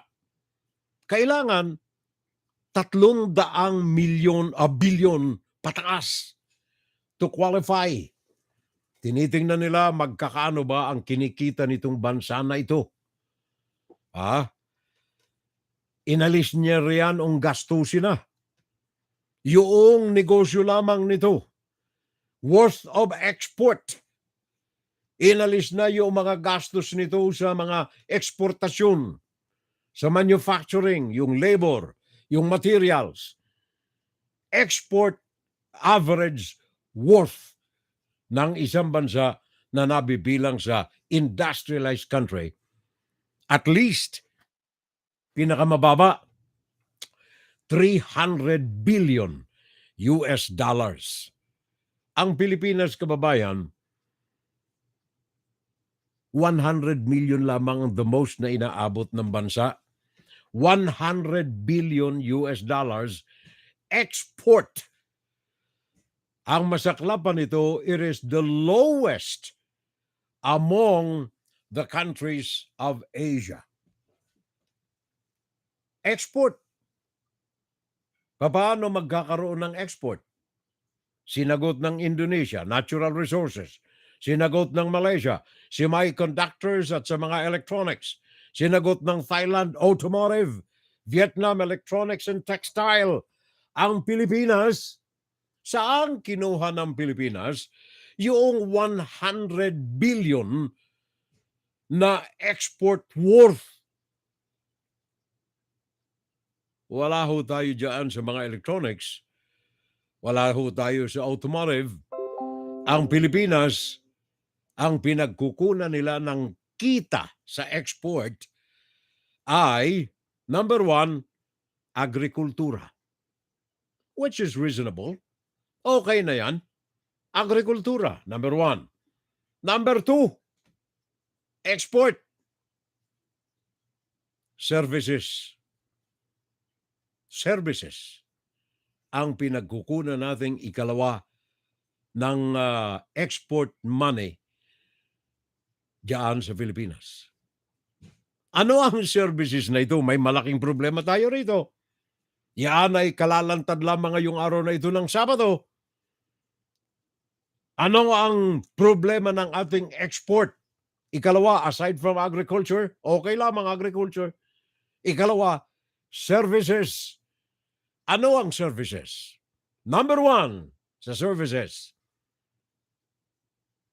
OFW. Sa madaling sabi, happy na ang ating dishonest government na kumita ang kabanang bayan sa pamamagitan ng pagtatapon ng mga Pilipino na dapat ay kapiling ng kanyang mga pamilya sa Pilipinas sa magitan ng OFW. Agrikultura, export income. Number 2, OFW, export income. Number 3, tatlo lamang ang pinagkukunan natin ng major export income. Number 1, agriculture. Number 2, OFW. Number 3, BPO. Ano ang BPO? Ito po yung business process outsourcing. Nakakalat ito sa Makati, sa Global City, Bonifacio Global City, sa Alabang nakakalat ito, sa Maynila nakakalat ito. Yan ang BPO. Ano ang BPO? Business Process Outsourcing. Ang kita rito umaabot ng 39 billion noong 2022, 39 billion. Doon sa 100 billion na export money ng Pilipinas, almost 40 billion dito sa outsourcing. And then we have another 32 billion diyan naman sa overseas Filipino workers. So almost 70% diyan galing sa OFW at saka sa BPO ang remaining agriculture. Bakit nagkakaganyan? Asan ngayon yung manufacturing? Sabi kasi ng World Bank, ang proseso para mapasama ka roon sa highly industrialized country, kailangan nakatuon sa export money ang isang bansa. Export money, major export money, kailangang galing sa manufacturing industry. Unfortunately, ang Pilipinas, wala po na manufacturing industry na ipangakalandakan. Marami tayo niyaan noong bago na upo si Mr. Ferdinand Marcos Sr. Marami tayo na mga manufacturing industries diyan sa Pilipinas. Nangunguna na riyan ang ating coconut manufacturing industry. Meron tayong coconut mismo, meron tayong oil manufacturing companies, meron tayong mga byproducts ng coconut manufacturing companies. Ikalawa na andyan ang sugar. Kaya nga ba ang Negros namamayagpag hanggang ngayon sa sugar industry? Dito noon sa Laguna, Canlubang, Ayala, Yulo, yung mga asukal and byproducts, meron tayong malalaki na mga manufacturing company. Kaya ang Pilipinas nung araw, isa sa mga major kung hindi man number 1 na manufacturing company sa abaka, sa asukal, at saka sa niyog. Wala na po ang mga ito ngayon. Bakit? Sabi ng mga think tanks, ito'y dahilan sa dishonest government. Nagparahuyo sila sa kanilang mga family dynasties na may mga negosyo ng mga oligarchs na mga importers at ng mga cronies na mga mostly Chinese-blooded na mga importers. Importers. Number 1 na kadahilanan kung bakit ang Pilipinas ay wala sa newly industrialized country, gawa ng wala tayong export, malaki ang import natin sa bansa. Kaya meron tayong talamak na tinatawag na trade imbalance. Trade imbalance. Ano ang trade imbalance? Malaki ang diferensya ng pera na pinambabayad natin sa importasyon kaysa sa pera na kinikita natin meaning Pilipinas, sa ating mga eksportasyon. 100 billion export. Saan galing? Sa mga OFW remittances at saka sa mga BPO, business outsourcing. Mapanganib itong mga negosyo na ito, kapitbahay. Sa mga tingnan ninyo, ang Kuwait, ayaw na nila ng mga bagong hiring galing Pilipinas. So nakasalalay ang ating mga OFWs sa mga amo sa ibang bansa. And then ang BPO, nanganganib ito sa challenges na inihaharap ng artificial intelligence. Darating at darating ang panahon, sabi ng mga analysts, sooner mawawala na kung hindi man mababawasan ng malaki itong mga outsourcing na ito. Yung mga business outsourcing sapagkat lumalaganap na ngayon ang paggamit ng artificial intelligence. Meron sanang pinamamayagpag ang Pilipinas at ito ay ang tourism. Kaya lamang malaki ang kompetensya ng Indonesia, ng Thailand, ng Malaysia sa turismo sa Pilipinas. Kaya ni angat, hindi makita ito Nakalubog sa ilalim ang Philippine tourism kung ikukumpara sa ibang mga bansa dito sa Asia.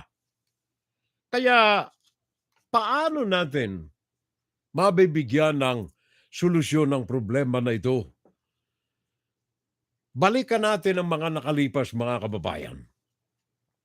Ito ay analysis and report naman ito sa Gazette na may pamagat na Philippines no longer a rising tiger of Asia. Mantakin mo yan. Hindi na rising tiger of Asia. Bakit? Failure of industrialization of the country. Yun ang sinasabi natin kanina. Dishonest government in connivance with political dynasties na mga negosyanteng pamilya, in connivance with businessmen who are oligarchs. Naalaala niyo yung Coco Fed sa panahon ni Mr. Marcos? Mga oligarke yun at saka mga cronies. Mga kabilang sa mga dynasties ng pamilya. Mga Romualdeses na kinuha para maging opisyal ng gobyerno. Kaya sa Japan, kilalang kilala ang Pilipinas sa magitan ng Coco Fed. Dahilan sa mga negosyo ng dishonest government, kakutsaba ang mga family dynasties, kakutsaba ang mga oligarke at saka mga cronies na mas gusto pa ng mga ito ang easy money sa magitan ng importasyon. Yung Coco Fed, export sana yun. Ang kaso, diversified yung pera ng gobyerno ginamit sa pagpapayaman ng mga bulsa ng mga cronies. Baltasar Aquino, Department of Public Works, highly acclaimed name sa administrasyon ni Mr. Ferdinand Marcos Sr. sa Coco Fed. Bakit? Gawa ng ito ang may dala ng bagahe ng pera, punta ng Hong Kong, punta ng Switzerland upang i-convert sa US dollars, i-deposito sa Swiss Bank. Coco Fed scandal. Failure of industrialization in the country because of these reasons, of these entities, dynasties, oligarchy, at mga cronies. Most of these are involved in import. Naalala ninyo ngayon sa kasalukuyan, kapatid ng First Lady, isinasangkot sa importasyon ng mga kakailanganin nating mga abono, mga bagay, items para sa agrikultura ng bansa.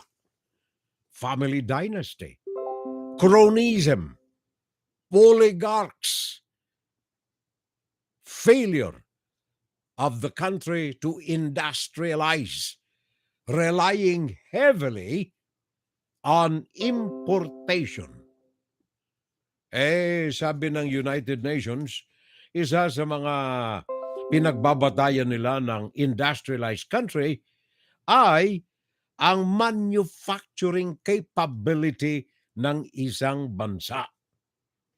Kaya sa Pilipinas, sabi dito sa research, meron tayong mga challenges na kailangang kaharapin. Yung infrastruktura ng bansa, yung governance ng bansa, at saka education ng bansa. Bakit infrastructure?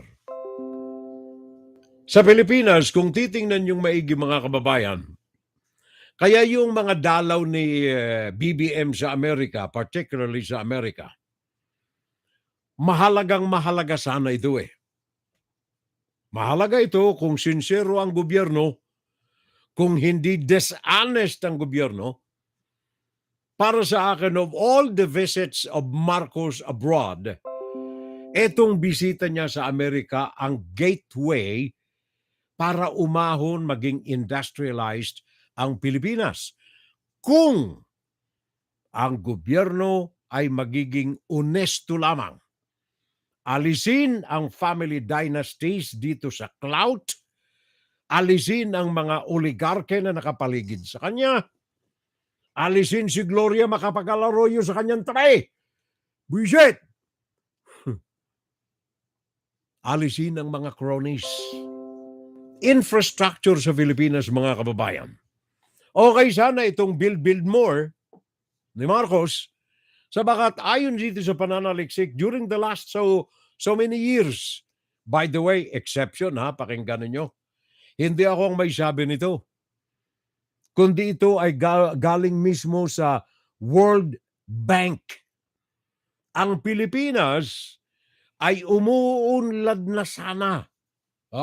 Tingnan ninyo ha. Umuunlad na sana. In fact, noong 2013, panahon ito ni Noynoy Aquino, ang inyong kinukutya ng mga DDS. Panahon ni Noynoy Aquino. World Bank Records, 2013, ang Pilipinas ay nagsimula ng umunlad, giving a promising tiger of Asia. 2013, ang average growth ng Pilipinas, 4.7.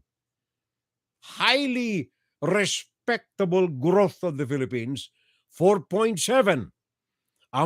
Highest among Asian countries. Liban na lamang sa Vietnam na 5.8 ang growth rate ng Pilipinas 2013. Ang masaklap nito 2017, ito 2013 ha, 2013, Noynoy Aquino, inopen niya ang PPP, Private-Public Partnership. Pumunta siya sa Amerika. Isa lamang sa ilan lamang ito na bisita ni Aquino outside of the country. Amerika. Isinentro niya roon ang kanyang industrial enhancement talks, partnership, at saka financing sa American businessmen, European businessmen. Nagsimula na umasenso ang Pilipinas. Pumasok si Digong, si Tatay. Ayoko na. Gusto ko. China na lang. Kasi ang China ay kaibigan ko. At saka ang China, gusto ko maging probinsya na lang ako. Kaya nga sabi ko, eto na naman siya. gusto ninyo, Kayo gawain na namin yung kaming province, yun dyan, pati Philippine province of China. Nakita na ninyo. Pinangalanda ka, hindi ba treason yun? Yung ganyan? Na ikaw mismo, presidente ng Pilipinas, binebenta mo ang bansa mo sa China? Dahilan dito sa filosofiya na ito ni Digong, nabura yung anumang mga pangarap ng investment ng mga European-American companies diyan sa Pilipinas. Maging yung Ford, umalis. Wala na. Yun ang epekto, mga kababayan. Pero infrastructure, sabi ng World Bank, infrastructure, governance, and education sa Pilipinas kailangan baguhin. Bakit? Unahin natin ang infrastructure. Mabuti ngayon may mga kalsada na tayong mapupuntahan sa mga sulok-sulok na lugar. Again, ito pong mga ito ay hindi Digong ang kredito. Cutting ribbon lamang ang ginawa rito ni Digong. Yung mga airport kagaya ng Mactan, yung Legazpi, yung Clark. Lahat po ng mga yan, yung North Expressway, South Expressway, mga proyekto itong pinasimulan ni Noynoy Aquino. Huwag na tayo magsinungaling. Noynoy Aquino ito Nag-ribbon cutting lamang dyan. Si Digong, of course, meron ding mga naragdag sa mga tiyan ay mga back projects yan na ikailangang ituloy.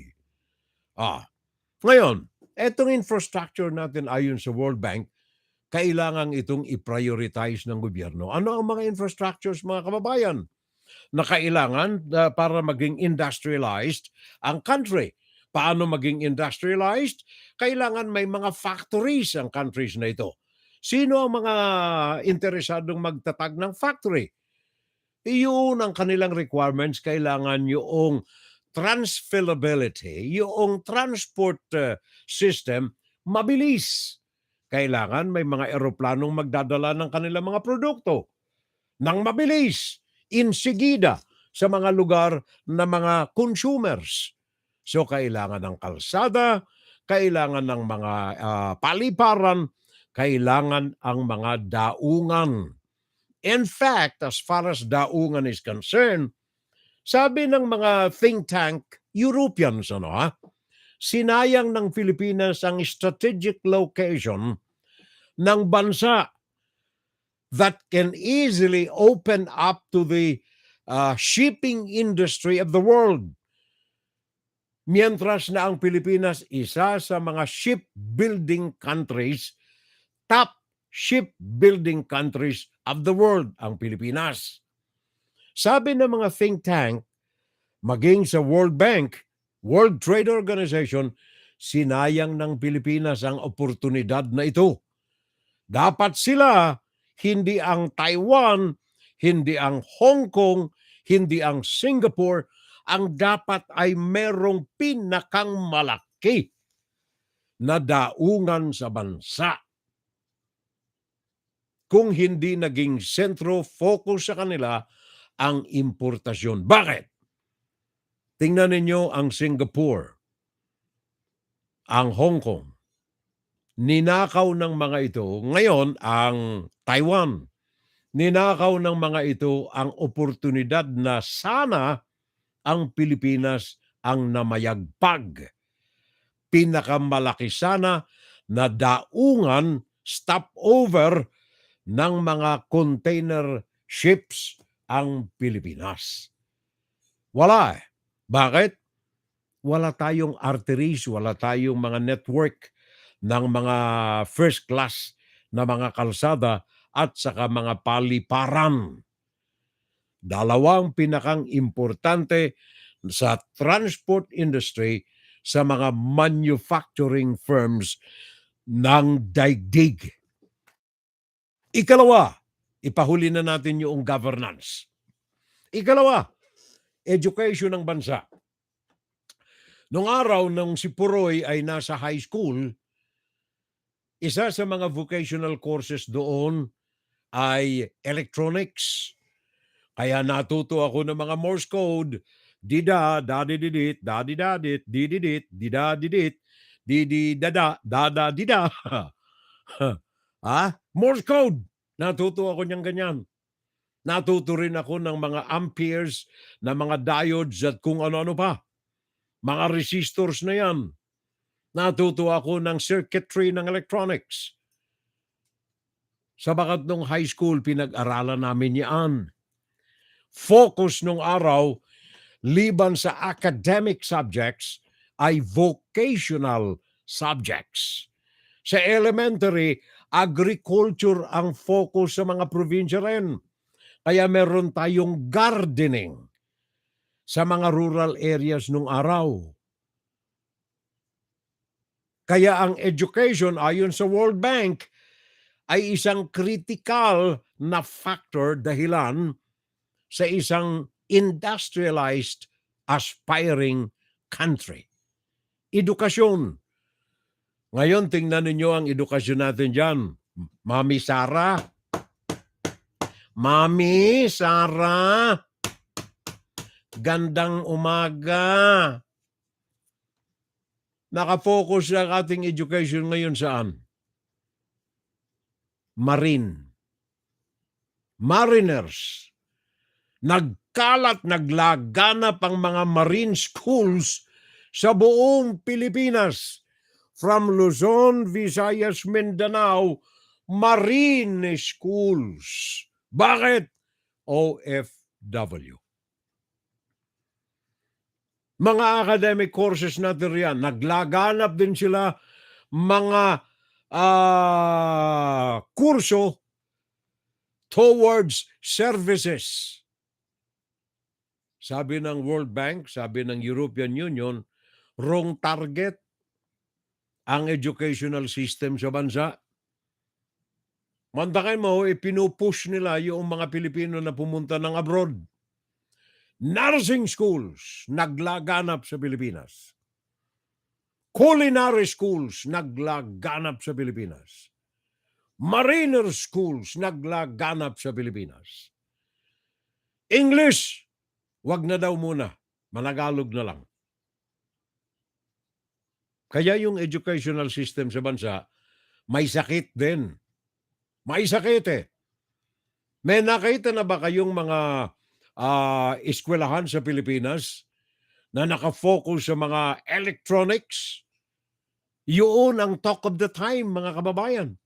Yan ang mga pinag-uusapan ngayon.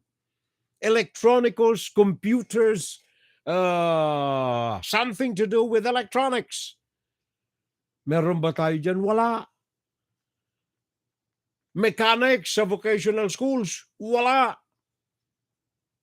Kaya yung Ford, umalis na lang. Bakit?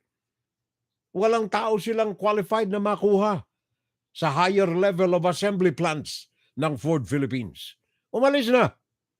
Saan pumunta? Vietnam at Thailand. Sabi ng World Bank in 2021, the Philippines is bypassing the most important factor of manufacturing. Manufacturing. Sabi ng World Bank yan. Hindi yan sabi ni Puroy. Sabi ng World Bank, ang Pilipinas ay mali sa kanyang tinatahak na landas. The Philippines is bypassing the most important factor in industrialized country, and that is manufacturing. Wala ho ang Pilipinas. Bakit? Dinidiscourage nitong mga dynasties, mga political dynasties, dinidiscourage ng mga oligarch, dinidiscourage ng mga cronies, great majority ng mga ito mga Chinese, sapagkat ang mga produkto nila iniimporta galing sa mainland China. Yun ang lason sa ekonomiya ng Pilipinas.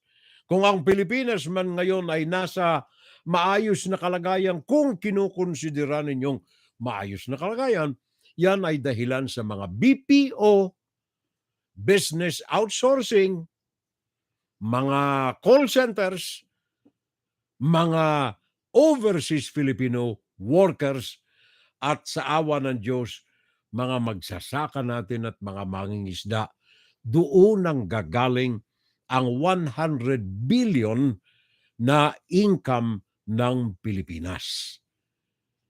Sabi ng World Bank, yung value added. Ano itong value added na ito?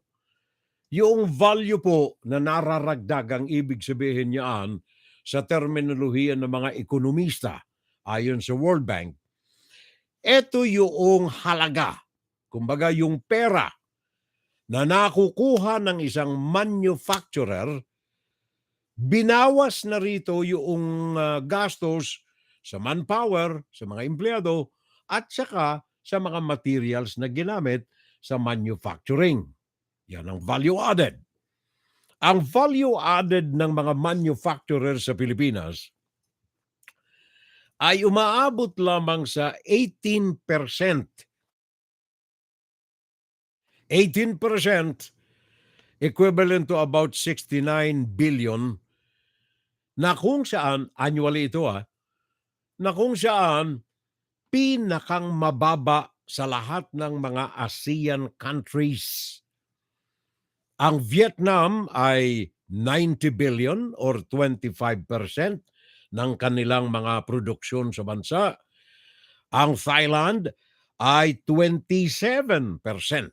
Vietnam, tandaan niyo, ang Pilipinas, 18% lamang.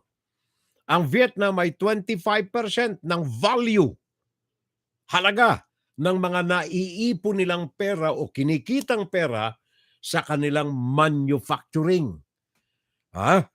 Thailand 27%, Malaysia 22%, at Indonesia 19%.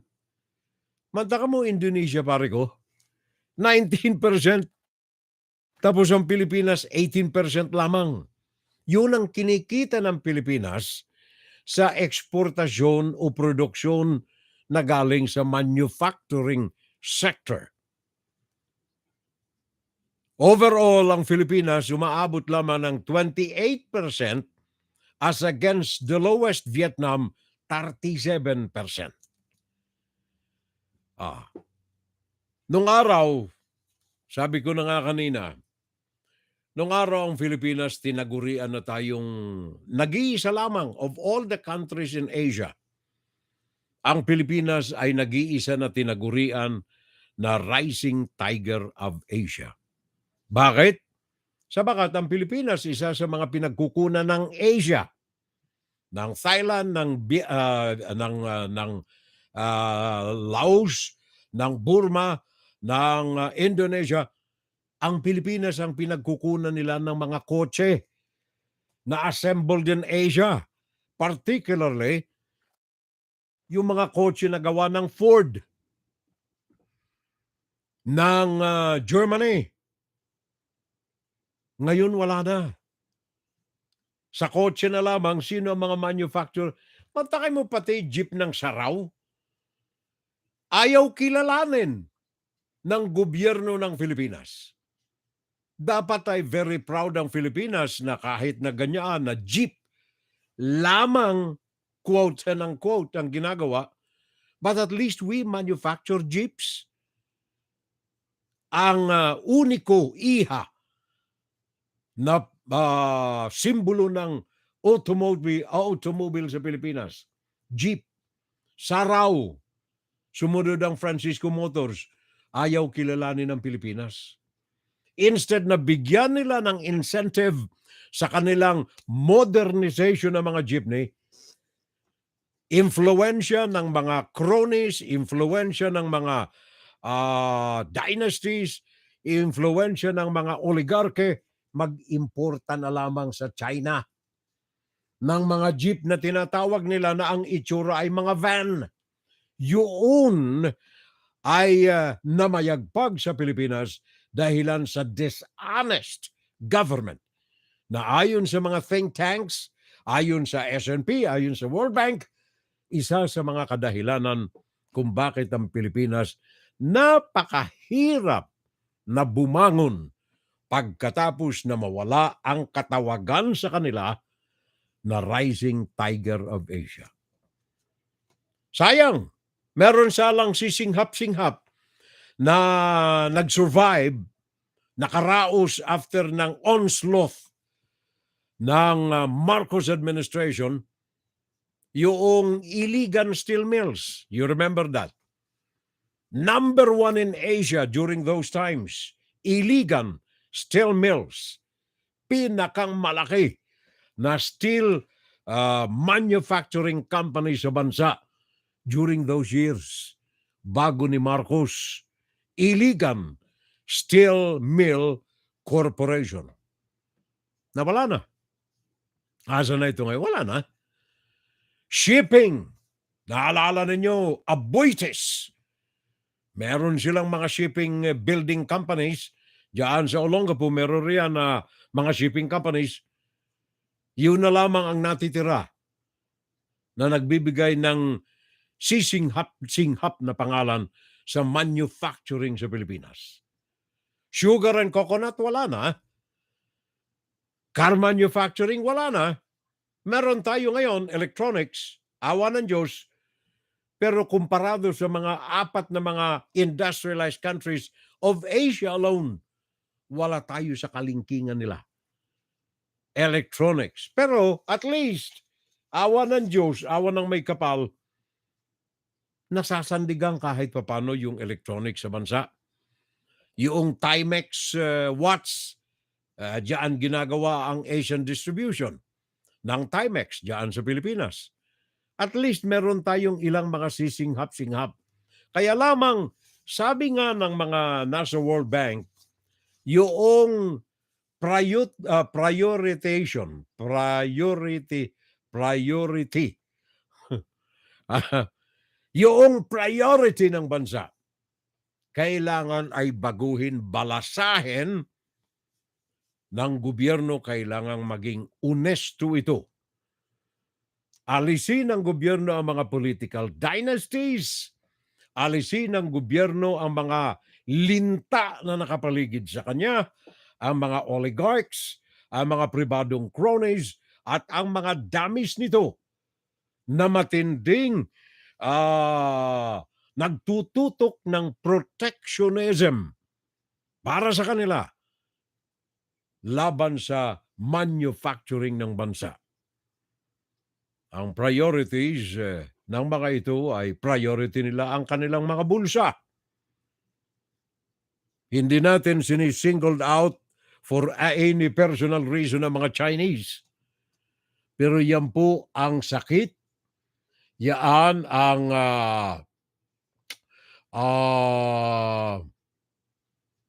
kalawang na pumipigil sa pag-unlad diyan sa Pilipinas. Gross domestic product ng Pilipinas, bantayan po natin. Sabagat ito ay nakasalalay, wala sa manufacturing, kundi sa serbisyo ng mga mamamayan na isinasakripisyo simula noong 1970s na natuklasan ni Ferdinand Marcos Sr. na mapagkakakitaan ng pera ng gobyerno sa bansa. Masaklap, pero yan po ang katotohanan. Yan ang masaklap. Masaklap na katotohanan sa bansa. Inside, Kuro-Kuro, Opinion, and Saturday Live. Marami pa sana tayong bagay na pag-uusapan riyan. Yan ay i-reserva natin sa mga darating na mga araw, kababayan. Nais ko lamang na ipaabot sa inyo ang issue na yan sabagat yan po ay masaklap na katotohanan. Hindi lamang masaklap na katotohanan, masakit na katotohanan. Manda ka mo, tinitingnan ko itong gross domestic product dyan sa Pilipinas at saka compared sa ASEAN. ASEAN, ha? Lahat na ito, ha? Ang Pilipinas, wala tayo manufacturing, kaya hindi kabilang dito. sa mga majority ng income. Mantakay mo ang Philippines, let me see. Philippines, gross domestic product ng Pilipinas, 404. Pero ang mga kalaban naman natin dyan sa Asia, Singapore 466, Thailand 536. Mantaka mo yan. Sumandal ng malaki at matagal na panahon ng Thailand sa Pilipinas. Gross domestic product 536. Ang Pilipinas 404, ang Vietnam 406. Naungusan na tayo ng Vietnam. Bakit? Gawa ng yung pong mga nag-alisan sa mainland China, binaypas ang Pilipinas. Yaan ay kagagawa ni Duterte. Bakit yung mga nag-alisan sa China, wala man lang ni isa na pumunta ng Pilipinas to think na ang Vietnam is another communist country? Yaan ay dahilan sa influensya ng China sa bansa. Bagaman ang Vietnam ay communist country, hindi ho ito nakasandal sa China. Kaya yung mga factories na nag-alisan sa China, walang pumunta sa Pilipinas dahilan kay President Rodrigo Roa Duterte na ang tingin ng mga investors na ito ay puppet ng China. WFGS Broadcasting worldwide, day and night time. WFGS streaming online, music on the fly, ready online.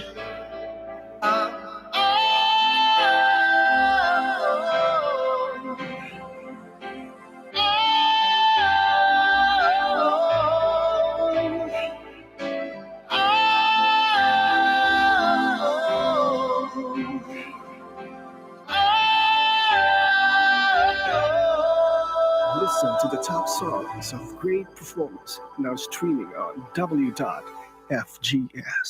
Nasa ikatlong segment, oras tayo ng ating palatuntunan na mga kababayan. Maraming salamat po sa inyong pag-alalay sa ating Fun Saturday Live. At kung maaari lamang, pinakikiusap lamang natin, iduldul ninyo ang programa natin doon sa mga kilala ninyong mga pepe, mga bingi at mga bulag. Baka sakaling sa inis nila ay panoorin pakinggan itong ating insights na ngay magising naman ang kanilang mga kaluluwa, pare, di ba? Junjun Ming Akabayo. Dati, madaming trabaho sa Pilipinas. Mga pabrika. Naalala ko tuloy yung Levi's. Naalala ninyo? Nandiyan pa ba yung Levi's? Nung nandiyan ako ang Levi's, ay nag-outsource ng kanilang manufacturing diyan sa Pilipinas. Ako'y naimbitahan ng kanilang investor, manufacturer office diyan sa Pinas. Diyan nung araw sa San Andres sa Makati, meron silang malaking factory riyan. 200 mahigit na mga sastre. Tama bang tawag ko riyan? Mga mananahi.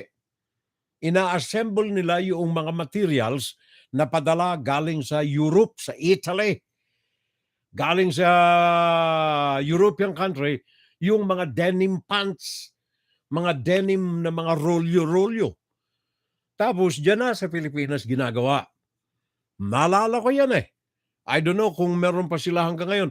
Marami tayo nung araw na nagsamantala ng labor force ng Pilipinas. Bakit? Marunong tayong umingles eh. Mantaka mo, ito ay irony, ito'y nakatatawa, na nakaiinis, na nakagagalit. Sabi rito ng isang report ng KPMG. KPMG. Sabi ng report nila, ang ang US businesses sa report ng kanilang komperensya nagsabi na ang mga Amerikano ay scout, naghanap ng mga countries na pwede nilang paglagakan ng kanilang mga investments in forms of manufacturing, etc., etc., etc. Number one, because ang kanilang target, countries that can speak English. Kaya ang mga target nila, United Kingdom, Netherlands, Luxembourg, Ireland, Canada, UK Islands, ito yung mga naandyan sa Polynesians, Singapore, Bermuda, Switzerland, and Germany. Take note, Singapore. Singapore, pero ang kanilang priority, ang kanilang investment ay directed towards states or countries that speak English. Bakit wala ang Pilipinas? May inis ka rito eh. KPMG, wala ang Pilipinas. Bakit wala ang Pilipinas? Pinangangalandakan natin 95% ng mga Pilipino. We can speak English. We can also understand English. Why you ignore my country? I speak English. I understand English. I can write English. I can speak English. Why not my country? Why you ignore my country? Malakay mo yan. Wala ang Pilipinas. Ang dahilan, takot sila doon sa policy ni Digong. Baka raw mapunta sa China, sayang yung kanilang investment sa Pilipinas.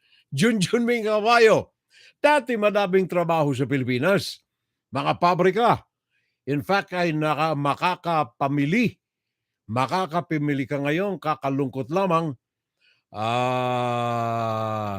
ultimong sabon, toothpaste, at noodle made in Malaysia, Indonesia, Vietnam, distributed in the Philippines. Kahit na ninyo, yun po ay epekto paring Junjun Ming Kabayo. Yan ang epekto ng dynasties, political dynasties. Kasi yung mga pamilya nitong mga politicians na ito, may mga partners na mga Chinese. Yun din ang dahilan ng mga oligarche na mga dugong Chinese at mga cronies na dugong Chinese na ang mga pinagkikitaan nila import.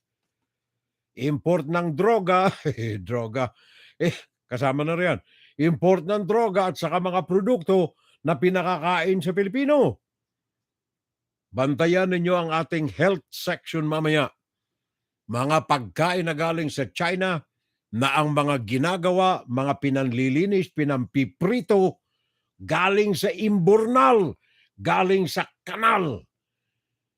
Ipinagpiprito. Yung tinatawag nilang gutter oil, kung tawagin nila, gutter oil. Pinampiprito. Galing sa mga nililimas, sinasala na langis sa mga imburnal.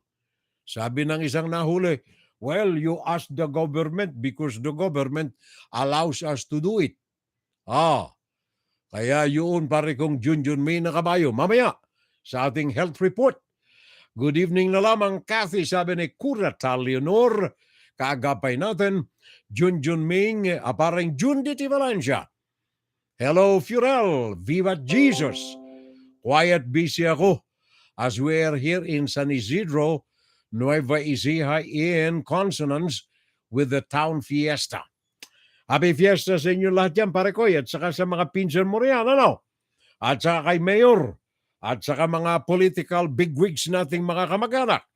Diyan sa Nueva Ecija, pare ko, Junditi Valencia. At red tagging ang focus ni Sarah na walang H, sabi ni Kathy Zanada. Rodi Santos, sa toothbrush na lamang nakatutok si Furel ang education ng Pilipinas. Nakatutok Furel ang edukasyon ng Pilipinas. Sabi ni Rodi Santos. Alala ko si Sara Duterte. Ang unang circular niya sa mga teachers, turuan yung mga eskwela na gumamit ng toothbrush. Unang circular ng Secretary of the Department of Education. Junjun Minga Kabayo, luko-lukuyaan si Digong, nabudol niya ng 16 na milyon. Ano ito? Mag-jijitski na lamang daw siya para tagad... Okay, pare ko, ayos na. Nabasa ko na. Sabi ni Mirna Guillermo, the manpower recruitment for medical workers is our failure because we cannot afford to make a donation, lagay, for the numbers of medical workers and the years of contract. Sabi ni Mirna Guillermo. Sabi ni Curata Leonor, Dan Sharing, thank you very much, Leonor. Maraming salamat. Good evening din sa iyo. Maraming salamat sa alalay. Truly sad experience that we tried to negotiate with Dole, sabi ni Mirna Guillermo, to run a BPO call center in the Philippines. The negotiating table cost us millions of dollars for humanitarian donation daw, sabi nila. This is a medical supply business, family-owned, sabi ni Mirna Guillermo. Nancy Ong, watching our program. Thank you, Nancy. Maraming salamat. And then Cindy Estrada, watching from Japan. Fiorel, nawa pang pagpalaing kayo ng Panginoon. Thank you. Truly po ang mga sinasabi po ninyo. Salamat. So sad po talaga ang kalagayan ng Pinas dahilan sa mga mahayop na mga namumuno sa atin. Sabi niya, sobra na po talagang ganid, sobra nang marumi ang pamumuno, sabi ni Cindy Estrada. Cindy, thank you very much. Maraming salamat. Nixon Antoro sa Pinas kasi, kaya ayaw ng mga investor na magpapasok. Pagpasok pa lang ay hinu-hold up na kaagad ng mga opisyal. Nabunyagyang karamihan mga Japanese investors sa mga manggagawa naman ay pinapapasok na ng mga union. There you are. Makatutuhan ng mga pahayag ni paring Nixon Antores. Mirna Guillermo, sabi niya, walang disiplina sa kalinisan at kasinupan ng komunidad ang ating mga mamamayan. Sad to say, may mga salaula. Sabi ni Maring Mirna Guillermo. Ayan ay sabi naman ni Nixon Antores, kasalanan niya ng mga mamamayan. Ang mga hindi paggamit ng tama sa mga plastics. Sabi ni paring Nixon. Jeffrey Espinasiao. Brother Furel, yes. Kasi naging security officer ako ng Bikutan Apparel. Patahian ito ng iba't ibang klase ng damit, lalo na ng Levi's Apparel. 1986, 1988, sabi ni paring Jeffrey Espinasiao. Hindi lamang Levi's, pare, kaya ako lamang nabanggit dyan. Sa bakasyon ng pinakang malaking factory na European dyan sa Pilipinas. I don't know kung naandyan pa. Mantakay mo, 200, isang gusali lang yan, ha? Marami pang iba. Ang napasyalang Korean, several, dyan sa Makati, at saka sa Bikutan. And speaking of Bikutan, sabagat malapit kami riyan, may napasyalan na Korean assembly plant naman ng mga chandeliers, pare koy. Assembly plants ng mga chandeliers. Kaya yung bahay namin dun sa Parañaque, namutaktak ng chandelier factory sapagat may kakilala tayo, yung may-ari, nakabili tayo ng mura, nakabili. Hindi ko hiningi. Bumili tayo ng mura. Factory ng mga chandeliers, di kalidad, European. Wala na siguro yung mga yan ngayon. Gawa ng import na lang tayo sa China. Mura na. makanda pa. At saka kita kami malaki. Kami mga crony kami ng dishonest government eh. Kita kami malaki sa importe. Kung kami gawa ng factory dito Pinas, malaki gastos namin operating. Bayad pa kami ng tao, bayad pa kami ng material, bayad pa kami ng importasyon ng mga electronic. Malaki palaka, malaki halaka. Operating cost at saka malaki. Pero kami, import na lang. Lagay-lagay ka lang kami sa dishonest government. Ayos na pamili. Dynasty nila yan negosyo rin Bigay kami konti ng halaga sa kanila. Bigay din sila ng konting investment. Partner na kami ng mga politika dynasties. Kaya madami kami import. Kami mga oligarchs Kami mga cronies kami. Kaya kami singkit kasi mga dugo kaming incheck. At saka partner namin Chinese Communist Party. Kaya lagay kami sa mga sensitibo industry na bansa kagaya ng National Grid Corporation of the Philippines. Kami mahawak niyan Puro kami Chinese. Dugo namin Chinese. Pero ilan kami mga Pilipino na. Pero Chinese pa rin dugo. Kasi partner namin China. Di ba parang parang Jeffrey, di ba ganyan? Wala na yung factory sa Pilipinas. Kaya sabi ng World Bank, mahirap mag-qualify sa newly industrialized countries ang Pilipinas sapagat they are missing one factor. Yan ay manufacturing, parang Maring Rogelia Briones. Manufacturing, wala sa Pinas. Di ba, Sheila? Kaya yung aking pamangkin dito, si Sheila, Maria Sheila Salvo, kaya itong aking pamangkin, nag-real estate na lang Nag-real estate na lang para makapagbenta ng maayos, tama, at saka may empathy sa mga buyers. Kaya magaling ang pagtitiwala natin dito kay Maria Sheila Salvo. Ang aking pamangkin dyan sa Naga City, real estate ang hawak nito. Nagmana sa kanyang tiyo.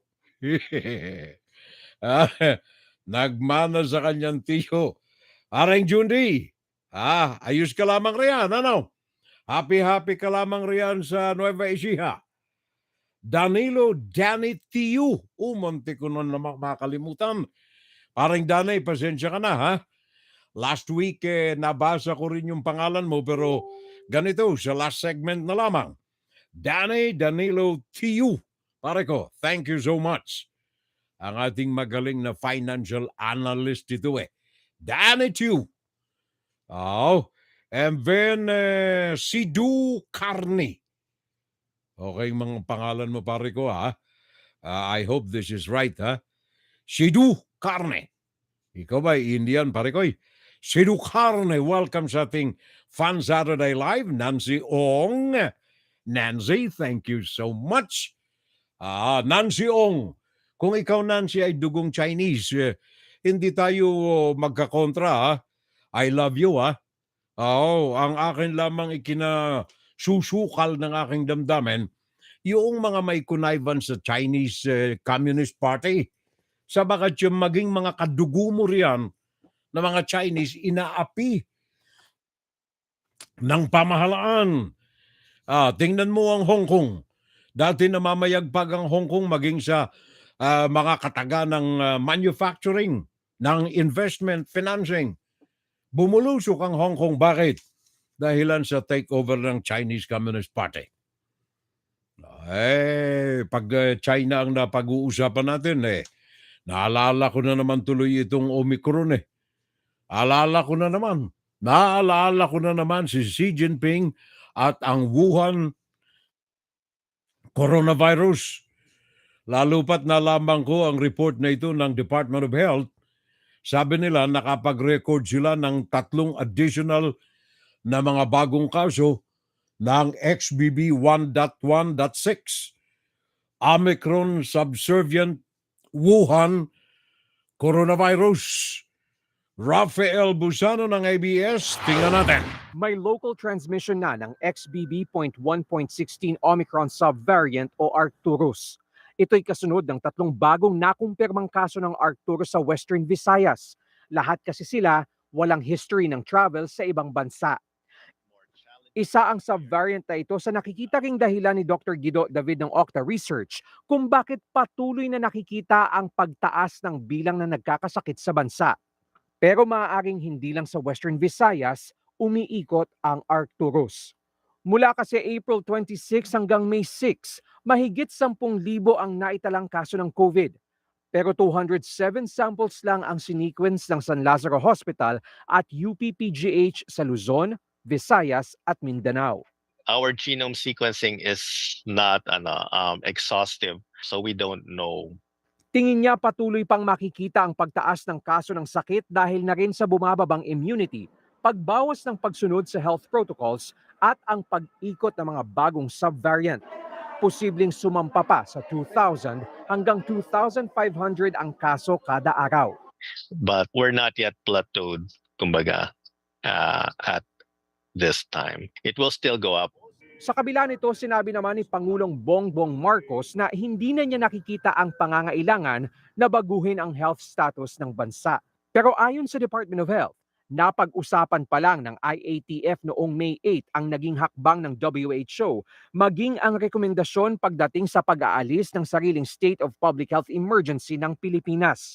Isinasapinal pa ng DOH at iba pang miyembro ng IATF ang mga rekomendasyon na ilalabas sa isang draft proclamation, kabilang na ang paggawa ng Pandemic Preparedness Plan.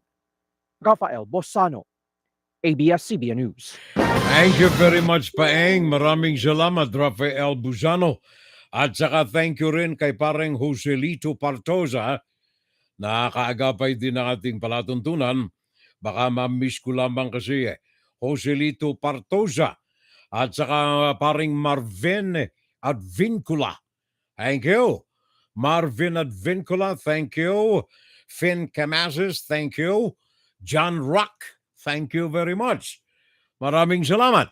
Kanina nabanggit ko sa inyo itong health tip natin, Bago ko ipaalala sa inyo yung mga gutter oil kung tawagin ng China, ito yung mga na pinampiprito. Ito'y natuklasan sapagat yung ilang mga Chinese mismo, mahilig kasi ang mga Chinese sa mga sidewalk, anong tawag niyan, pick-up foods. Yung mga naglipa na sa mga kalsada. Na mga kadalasan ay mga pinipirito. Di ba? Mga, anong tawag niyan? Sisiw? Sisid? Anong tawag niyan? Yung mga lamang loob ng mga manok, ng mga baboy, di ba? Sa atin sa Pilipinas, uso rin yan. Ngayon, baka kako ito'y pinaalala ko lamang. Baka kako ito hindi lamang domestic use. Yung gutter oil, sabagat nilalagay nila ito sa mga drums, pagkatapos ginagamit domestically sa China, ang iba ini-export sa ibang bansa. Third world countries, ini-export itong gutter oil. Kaya lamang bago yaang kababayan, eto munang mga restaurants dyan sa China na ayon sa pananaliksik, maaari na ito'y hindi lamang limitado na sa loob ng China, kundi sa mga restaurants saan mang dako ng daigdig. Mga restaurants na gumagamit ng opium poppies. Opium poppies. Ano ito? Ito'y isang uri ng halaman na itinatanim dyan sa China. Marami na yan. Ngayon, yung ito ay aphrodisiac, nakapagpapahay, nakalalango, nakalalasing, at nakakalimot sa sarili niya. Ito ay ginagamit ayon sa mga pananaliksik na mga records din ng pulis diyan mismo sa China, Beijing. Nahuli ang isang popular chain na nakabase sa Beijing na gumagamit ng opium poppies bilang seasoning ng kanilang mga pagkain. para maging addicted yung mga kumakain, balik-balikan ang kanilang mga restaurants. Pakinggan natin ito. In late August 2021, a man suspected that the cold skin noodle he was eating had poppy husk in it. So he called the police and sent some leftover noodles for testing. After testing, it was found that the noodle did contain a poppy base and nicotine. The police then searched the noodle shop owner's store and home and found a large amount of chili oil and powder containing poppy ingredients. It turned out that the store had added poppy husk powder inside the chili oil. In China, restaurant owners have been using poppy husk to attract customers for more than 20 years. It has been banned numerous times to no avail. The poppy husk powder can produce a unique aroma and make the food tasty. Regular consumption can get people addicted to the extent of toxic side effects. Despite knowing the harm, businesses still use it to make money. In communist China, the level of toxic food hazards is out of control, including the following: baby formula adulterated with melamine, meat products with prohibited lean meat extract or clenbuterol, rice with excessive cadmium content, noodles made with ink and paraffin, mushrooms bleached with phosphor, flour with large amounts of talc added, gutter oil produced from kitchen waste, dyed steamed buns containing large amounts of food additives, fake eggs, fake wine, toxic dried fruit, poisoned ginger. Alam mo kung tutusin itong mga Chinese, ito yung mga original, quote and quote. Ito yung mga original na mga injik na mahal ko eh. Nung araw kasi, 500 years ago, 5,000 years ago, maganda ang kultura ng Chinese kung talagang tutuusin eh. The original Chinese. Maganda ang kultura eh.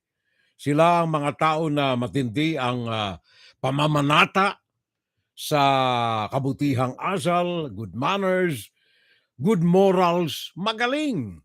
Talagang pinagpipitaganan ko, personally, ang original na kultura ng China. Kaya lamang nung pumasok si Mao Zedong at nagkaroon siya ng Cultural Revolution, pinasok ang kanyang one-man rule, nasira ang kultura ng China. Yung good old days, 5,000 years ago, 500 years ago, nabura. Yung good morality ng China, nabura. Lalo na nung pumasok na sina Xi Jinping, naging lasing sa bagong tuklas na pera ang Chinese Communist Party.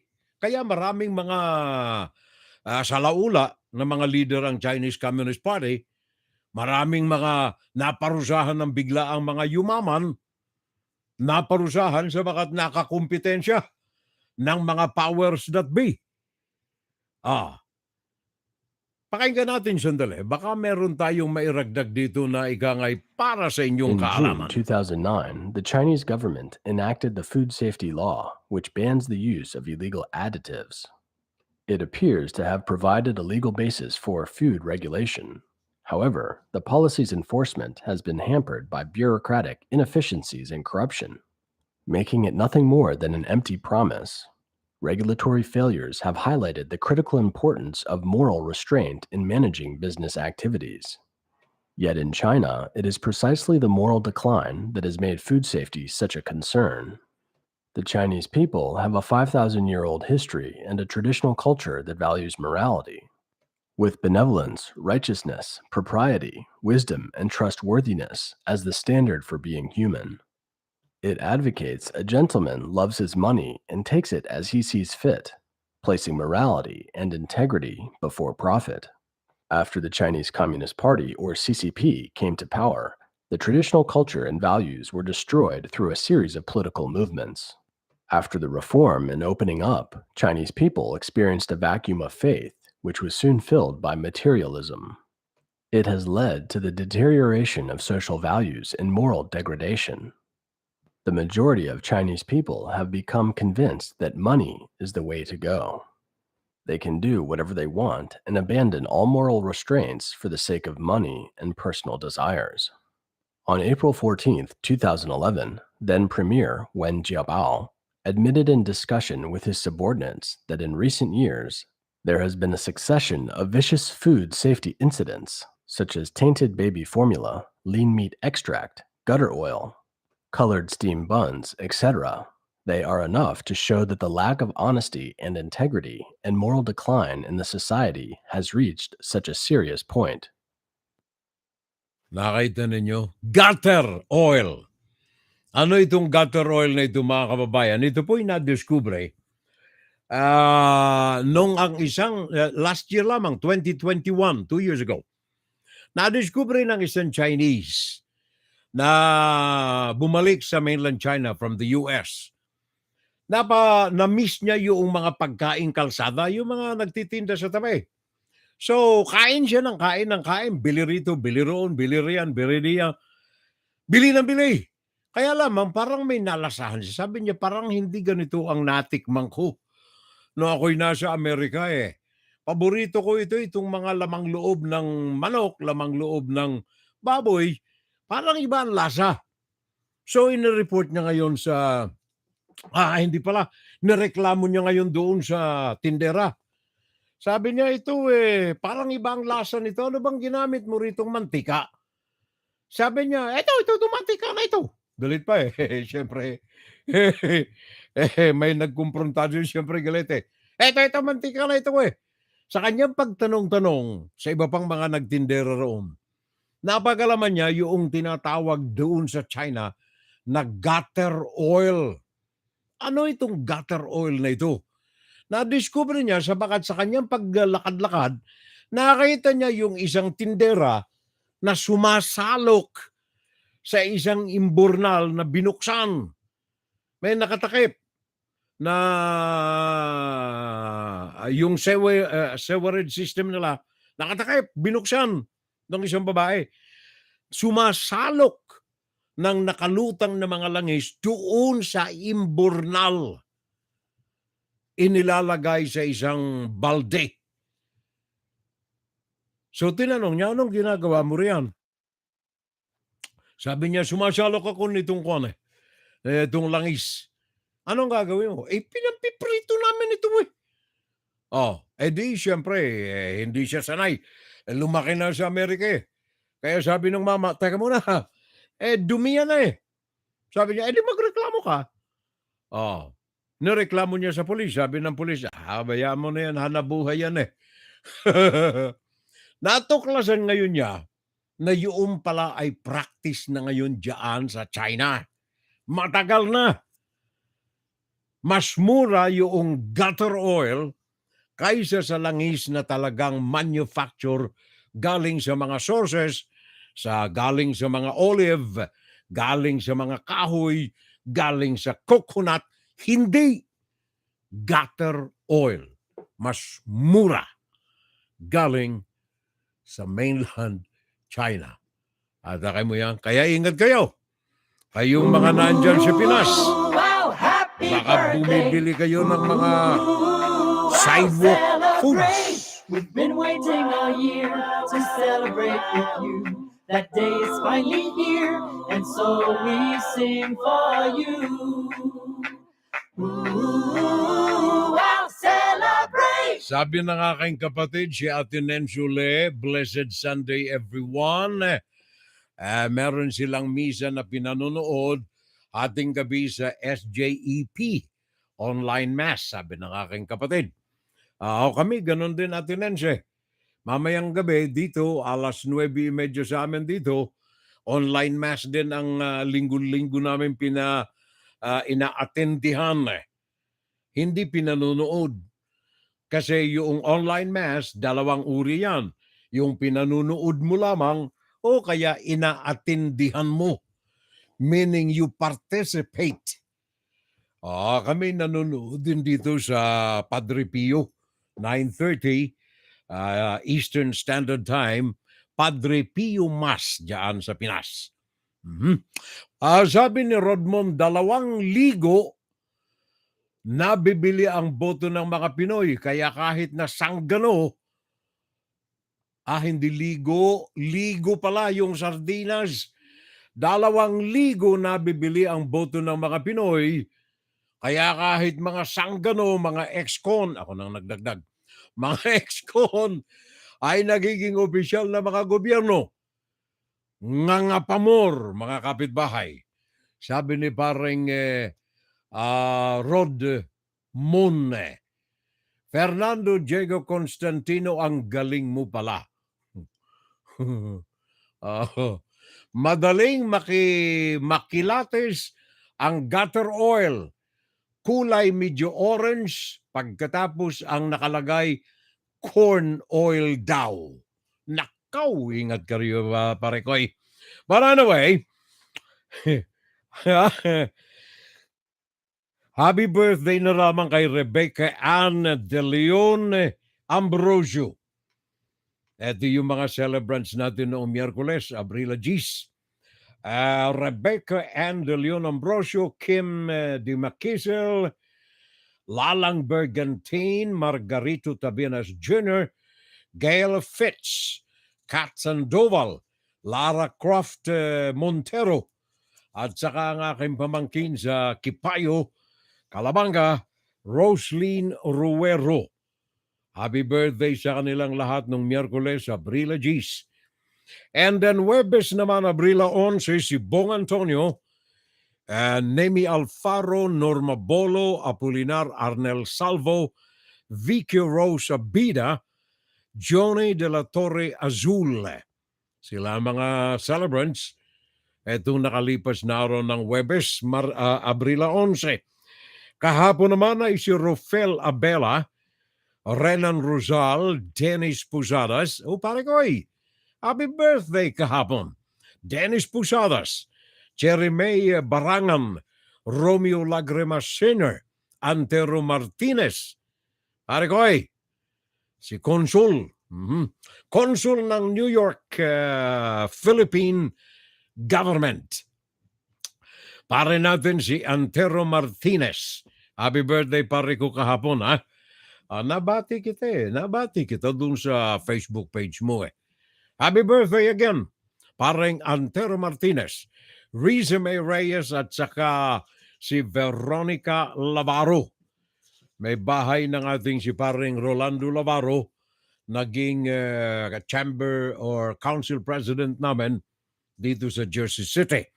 And then today, ang mga may kaarawan sa araw na ito, Ray Datuin, Eden Cambi Amaki, Ronald Go, ang anibersaryo ng Philippine Eagle, Kitkat Miguel, Cristina Sarmiento Casandra, John Ray Nazareno Salvo. Sila ang mga may kaarawan. Ngayong, hindi Abril, Mayo nga pala. Bakit Abril itong ginawa ko? Bakit Abril? Mayo nga pala ngayon Thank you. Sino sumulat dito? Ikaw ba, Neng? Sino nandyan? Ayun may bahay. Angel talaga ito. Angel de la Guardia. Bakit nga naman Mayo? Abril ang sinabi ko. Mayo kasalanan kasi ito ni paring Nixon ng Torres bakit Abril Mayo na paring Nixon paring Jerry Canto. Bakit mo sinabing Abril? Happy Mother's Day daw sa lahat ng mga nanay, sabi ni Jerry Canto. At saka si paring Nixon ng Torres.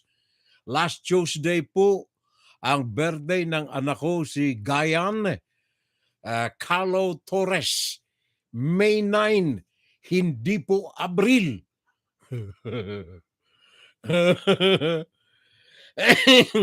Napagalitan pa tayo tuloy ni Nixon Nixon ng Torres May 9 ang birthday ng anak ko. Si Gian Carlo Torres. Hindi Abril Happy Mother's Day sa lahat, sabi ni paring Nixon ng Torres. Abril. Bakit nga ba itinipe ko rito, Abril? Mayo Okay, bukas, Mayo 14. Marilu Cabalquinto, Rico Marazigan, Araceli Gelia, John Eric Season, Nethneth Trillias, Samuel Palaza, Karen Halili, Ibeth Garcia, Lucian Lacdane, Nilo Hernayes, and then Athena Gomez. Sila mga may kaarawan bukas, Mayo 14. And then on Monday naman, Mayo 15, Jesseline Salvo Cañete, Ten Zatura, Lotlot Redoble, ang pare natin, architect Zosimo Lerum, dyan sa New York, and then Christina Salazar, dyan sa Hong Kong, Eva Rose Burgos, Betty Matias, Lovely Rivero. Lovely ka pa rin ha, hanggang ngayon ha. Lovely Rivero at saka Catherine Reyes sa Copla. Sila naman ang mga may kaarawan nitong darating na Lunes, Mayo 15. And then finally, Martes, Mayo 16, Jethro Gubat, and Inets Aliarcos Salva, Nene Angela Larcos Salvo. Teka, ano ba? Salvo ba o Salva? Monchi Castro at saka Reyna Sandria Perez II at saka si Carol Mendoza. Sila mga birthday celebrants natin. Etong buwan na ito ng Mayo, simula nung Miyerkules hanggang araw ng Martes. Of course, hindi natin kumpleto ang araw na ito kapag wala tayo nito. Sandali, hinahanap ko pa eh. Hinahanap ko pa. Paring Jundi, kahit abalang-abala ka riyan sa Nueva Ecija sa Bakit kapistahan riyan, happy fiesta sa inyo lahat. Eto muna, pakinggan mo ang iyong paalaala sa ating taong bayan. Go mo yan.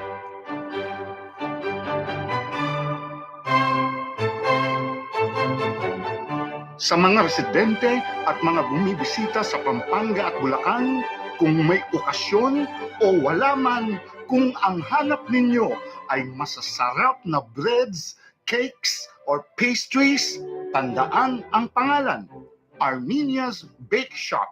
Armenia's. Sa Armenia's, makabibili kayo ng mga dekalidad na breads, cakes, or pastries. Sigurado, makukontento kayo sa mga breads, cakes, or pastries ng Armenia's kahit ikumpara pa ninyo sa iba. Subukan na ninyo. Tunay ninyong maiibigan. Bili na, order na, grab food na, now na. Armenia's Bake Shop. Bring home the best tasting breads, cakes, and pastries. Visit Armenia's Bake Shop on Facebook for details. Thank you, pare ko. Sayang, magbi-birthday itong apo namin sa Mayo 17, si Siana Pearl. Malayo yung Armenia's Cake, breads and pastries. Ang mga sangay nito, Plaza Burgos sa Guagua, Pampanga. Ito'y katapat ng mini-stop sa Kingsborough Building, San Fernando, Pampanga, katabi ng SNR, Diamond Subdivision sa MacArthur Highway, sa Balibago City, sa Pampanga. Ito'y katapat lamang ng Savers Mall, Santo Rosario, Santo Domingo, Angeles City, katapat ng Super 8 at katabi ng Metrobank. And of course, sa MacArthur Highway sa Malolos City, sa Bulacan. In addition, hindi ho mga take-out na lamang ang pwede ninyong gawin dito sa Armenia's. Kaya yung aking sister-in-law dyan sa Parañaque, si Ruth de Magantipante na magbi-birthday sa 19, pwede ka na mag-stay in. Eat in pala. Gawa ng meron na silang cafe, hot and cold, o kaya mga juices. Meron na rin silang mga lamesa diyan sa Armenia's Cake, Bread, and Pastry. Diyan sa iba't ibang sangay ng Armenia's. Yan ang paalala natin para po mas masarap ang pagdiriwang natin sa ating mga kaarawan. Ooh, wow, happy birthday. Ooh, wow, celebrate. We've been waiting all year to celebrate with you. That day is finally here, and so we sing for you. Ooh, wow, celebrate! Pare ko, thank you so much, Nick Sunantori. Sabi niya, Happy Mother's Day na lamang po sa lahat ng mga mami natin diyan. Sa lahat na. Kinanay mo kay hindi, Happy Mother's Day na lamang. Sa aking anak na may pamilya na rin, si Maria Hilda Lidwine Salvo Tapalia. Happy Mother's Day. Sa ating aming daughter-in-law, Evelina Espejo Salvo, Happy Mother's Day. And of course, sa aking may bahay, modelo ito ng aking mga anak eh. Gawa lang talagang modelo namang kapita-pitagan. Talagang nanay na nanay eh. Kaya Happy Mother's Day, Nang. Wala, tahimik. Nandun sa kusina yan eh. Naghahanda ng barbecue mamaya.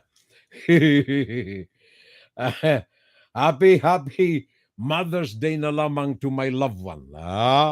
Yun talaga. Parang Peter Lee, nanonood sa atin ngayon. Thank you very much, Jerry Conto. Thank you very much sa lahat daw ng mga nanay. Happy Mother's Day. Rogelia Briones. Mariko, thank you. Maraming salamat sa pag-antabay, sa pakikipaghuntahan sa atin, as well as kay Leonor Curata. At saka sa aking pamangkin, Maria Sheila Salvo, diyan sa Naga City Subdivision. Dito sa amin, ang problema namin dito, maraming mga mothers ang gustong makisaya dito sa pagkakaalis ng Title 42 na nag-expire kahapon araw ng Friday dito sa amin. Title 42. Ano itong Title 42 na ito, mga kababayan? Ito ay pinairal noong panahon ni Donald Trump. Marami siya ng mga nationalistic move na ginawa si Donald Trump, pero ito ay ibinasura ni Joe Biden. At number one na sinasaluduhan natin, yung pagbubunyag ni Donald Trump ng mga kasalaulaan ng China na nagbunyag ng lahat ng mga panluloko, lahat ng mga pandaraya, lahat ng mga pagnanakaw, lahat ng mga pangangamkam, lahat ng mga pang-aabuso, lahat ng mga pambubuli ng China. Nahantad dahilan sa pagsisimula ng mga pagbubunyag ni Donald Trump.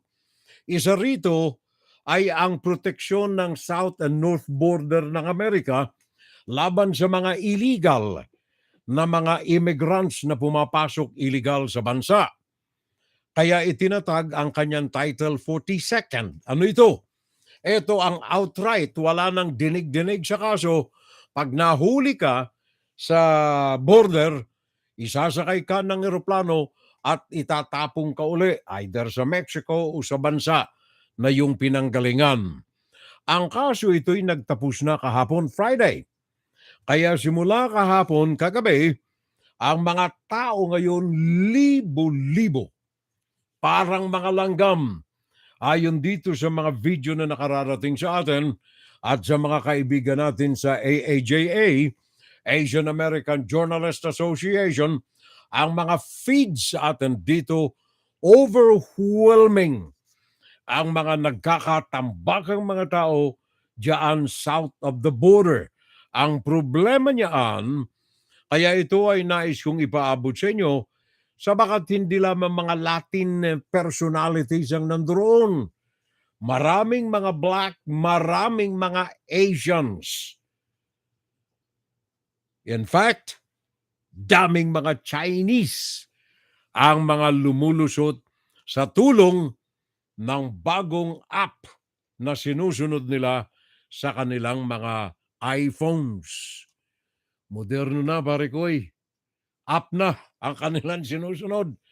Pakinggan natin sandali. Neda Aaronpour, CBS News, nandoon siya sa San Diego, Good morning. Yeah, here we Good are morning. seeing still this large group of migrants, hundreds of people that are currently stuck in between two fences. So I want to show you what's going on. More people are starting to wake up. We're getting a little bit more daylight here at this 6 o'clock hour. They've been here for a week or so. Many have said they've traveled long distances, thousands of miles, and now they're stuck here. So I want to explain where exactly we are. At this point, the people who've been waiting here for days, stuck out here on the dirt between these two fences, well, unfortunately, with the end of Title 42 for them, this means they may be completely disqualified from seeking asylum. So I want to explain that. Now that Title 42 has ended, this is something Pakinggan ACLU ninyo and ito, migrant rights pakinggan ninyo. advocates are hoping does not happen. They just filed a lawsuit last night to try to prevent this. The current policy, now that Title 42 has ended, actually disqualifies migrants who cross the southern border without permission from getting asylum if they did not first ask for humanitarian refuge in a third country, such as Mexico, on their way to the U.S. So many people had stopped off in other countries and were being told now they needed to have asked for asylum in those countries first. And if they did not, then those found ineligible could face swift deportation back to their home countries or to Mexico and face a 5-year ban from re-entering the U.S. Those who attempt to re-enter the country illegally could face criminal charges. This is all according to the Biden administration with their new rules that are now in place. Again, the ACLU filing a lawsuit against this, saying that is not a humanitarian way to handle these migrants. As you can see right here, this has become a human rights issue. I mean, you see a lot of people in these really tough conditions, a sign of desperation that we've seen day after day, night after night.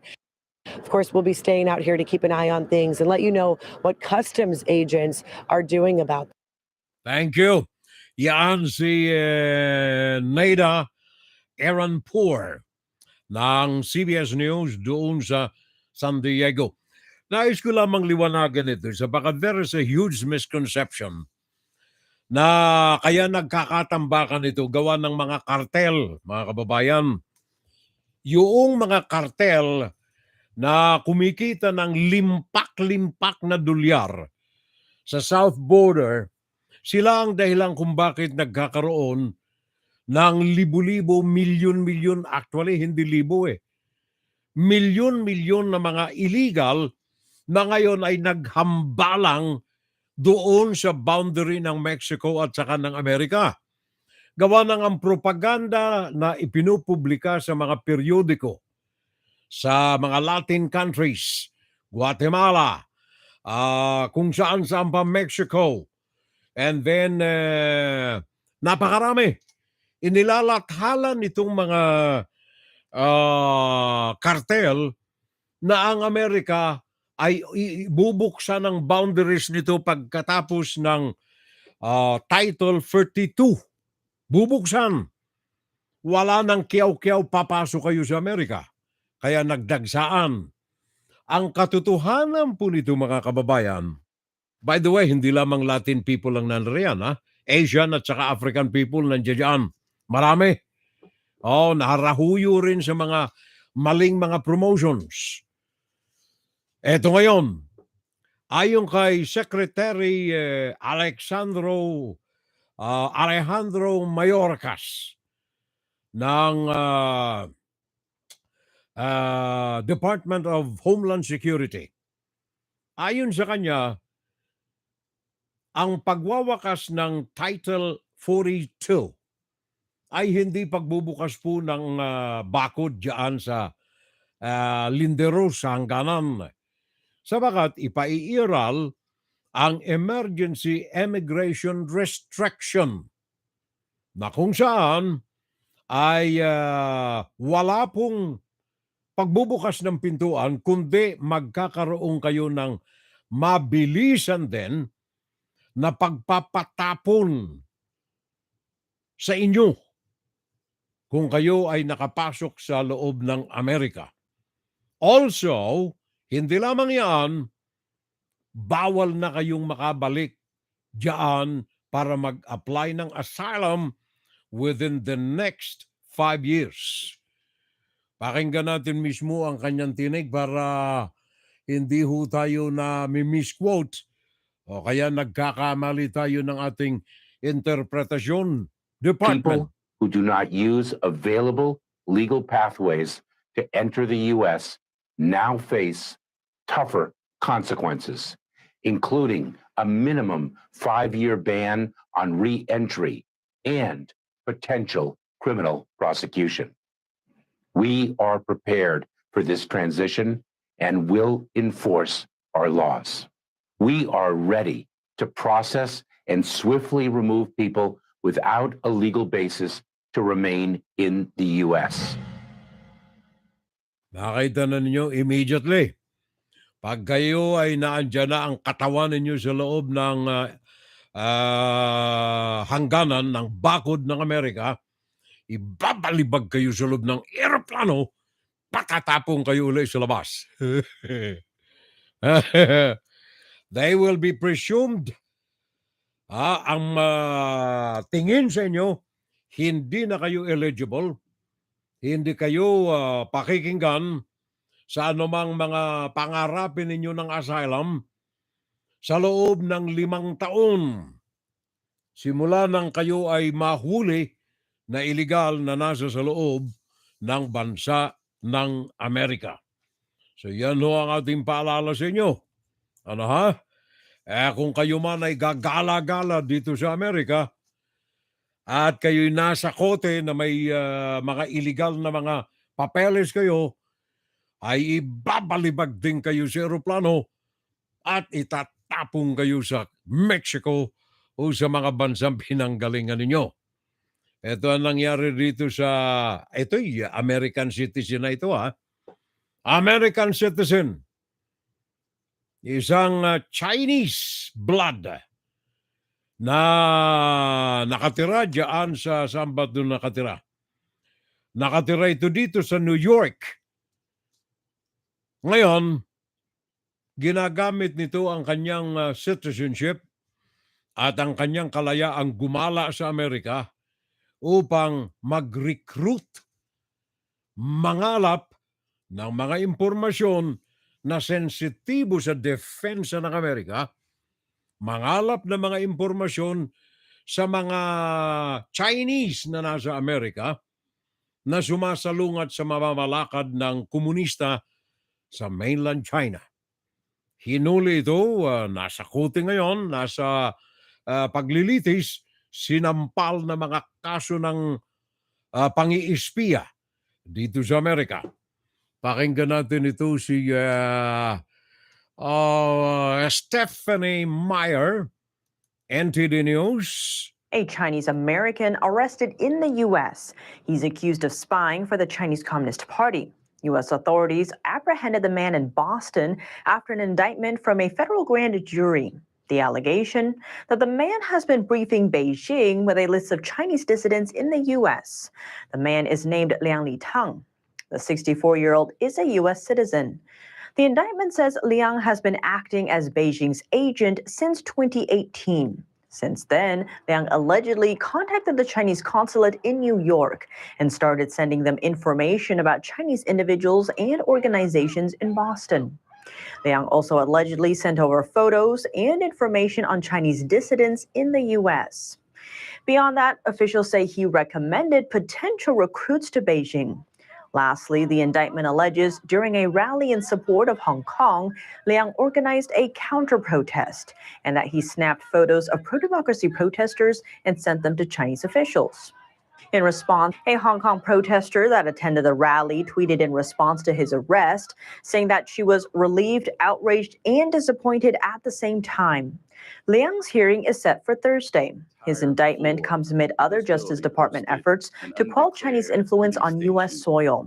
U.S. law enforcement arrested 2 men in Lower Manhattan last month. The Justice Department alleged the 2 men opened and operated a Chinese police station in the heart of New York City. That's at the order of Chinese authorities. The order allegedly came from a local branch of China's Ministry of Public Security, a government body in charge of China's law enforcement. The 2 defendants both live in New York. Harry Lu Jianwang lives in the Bronx, while Chen Jinping is based in Manhattan. So, bali 3 ang mga Chinese na mga nasa kote ngayon. ilang oras, ilang araw sa bawat isa ang nakalilipas. Isa ay naging spy, American citizen ang dalawa naman ay may mga criminal police activities dito sa New York on behalf of the Chinese Communist Party. Parang FC Baidal diyan sa YouTube, pare ko, thank you Salamat, maraming salamat. At kay pareng Leo de Lope Mondala, good morning. Sabi ng ating partner dyan, naandyan siya sa YouTube. Si FC Baidal at saka si pareng Leo de Lope Mondala. Thank you. Maraming salamat pare ko At saka of course yung mga nandirito sa YouTube, ang aking sister-in-law, Ruth Pante. Thank you very much na lamang. Salamat. Happy birthday. Sabi ni Manay May 19 ang kanyang kaarawan. Yan ang aking sister-in-law. Ever loyal namin itong sister-in-law ko na ito Ever loyal. Thank you, Yuti. Maraming salamat. Sabi ni paring Jundi, matulog ka na, Fiorel. Mamahinga ka na. To the man, the myth, and the legend. Thank you, Fiorel. Mabuhay. Ang official, sabi ni paring Jundi T. Valencia, naga-happy riyan sa Nueva Ecija, kapistahan ng kanyang barangay at saka munisipyo. Regards sa lahat ng mga naandyan, mga kamag-anakan mo, mga kumpadre at kumadre paring June de Valencia, happy fiesta. At sa lahat ng mga kaalalay natin, lahat ng mga kaamistades natin, lahat po kayo na nandirito sa ating FSL community, thank you. Maraming salamat. At sana ay ipamahagi, i-share ninyo. Lalo na doon sa mga bulag, mga pipi at saka mga bege. Nang malaman nila ang katotohanan. Until next time, tomorrow Sunday, magsimba tayo. Sa lahat ng mga nanay, Happy Mother's Day. Bukas, nasa simbahan kayo, And of course, sa inyo pong lahat, maray na aga, maray na udto, maray na hapon, maray na banggi. Diyos mabalos sa indug gabus.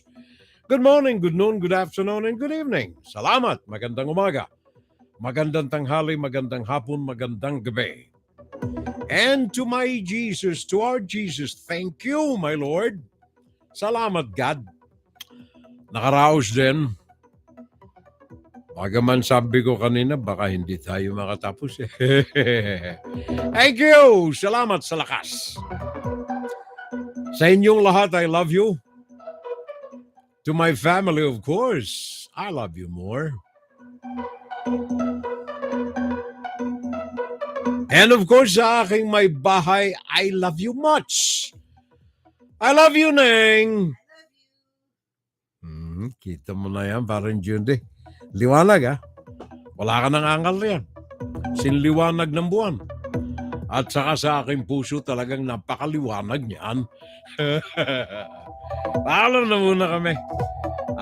Barbecue time. Until next Saturday, panalangin natin sa pong may kapal na malakas pa rin tayo. Pareng Leo de Lope Mondala. Thank you.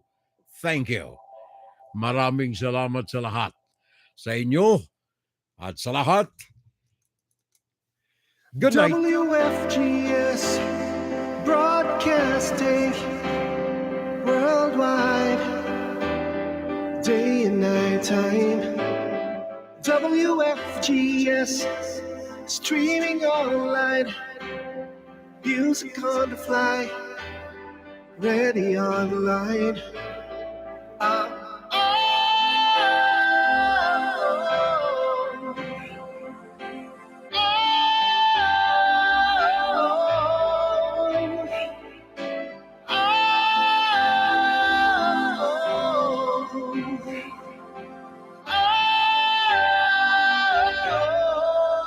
Listen to the top songs of great performers now streaming on w.fgs.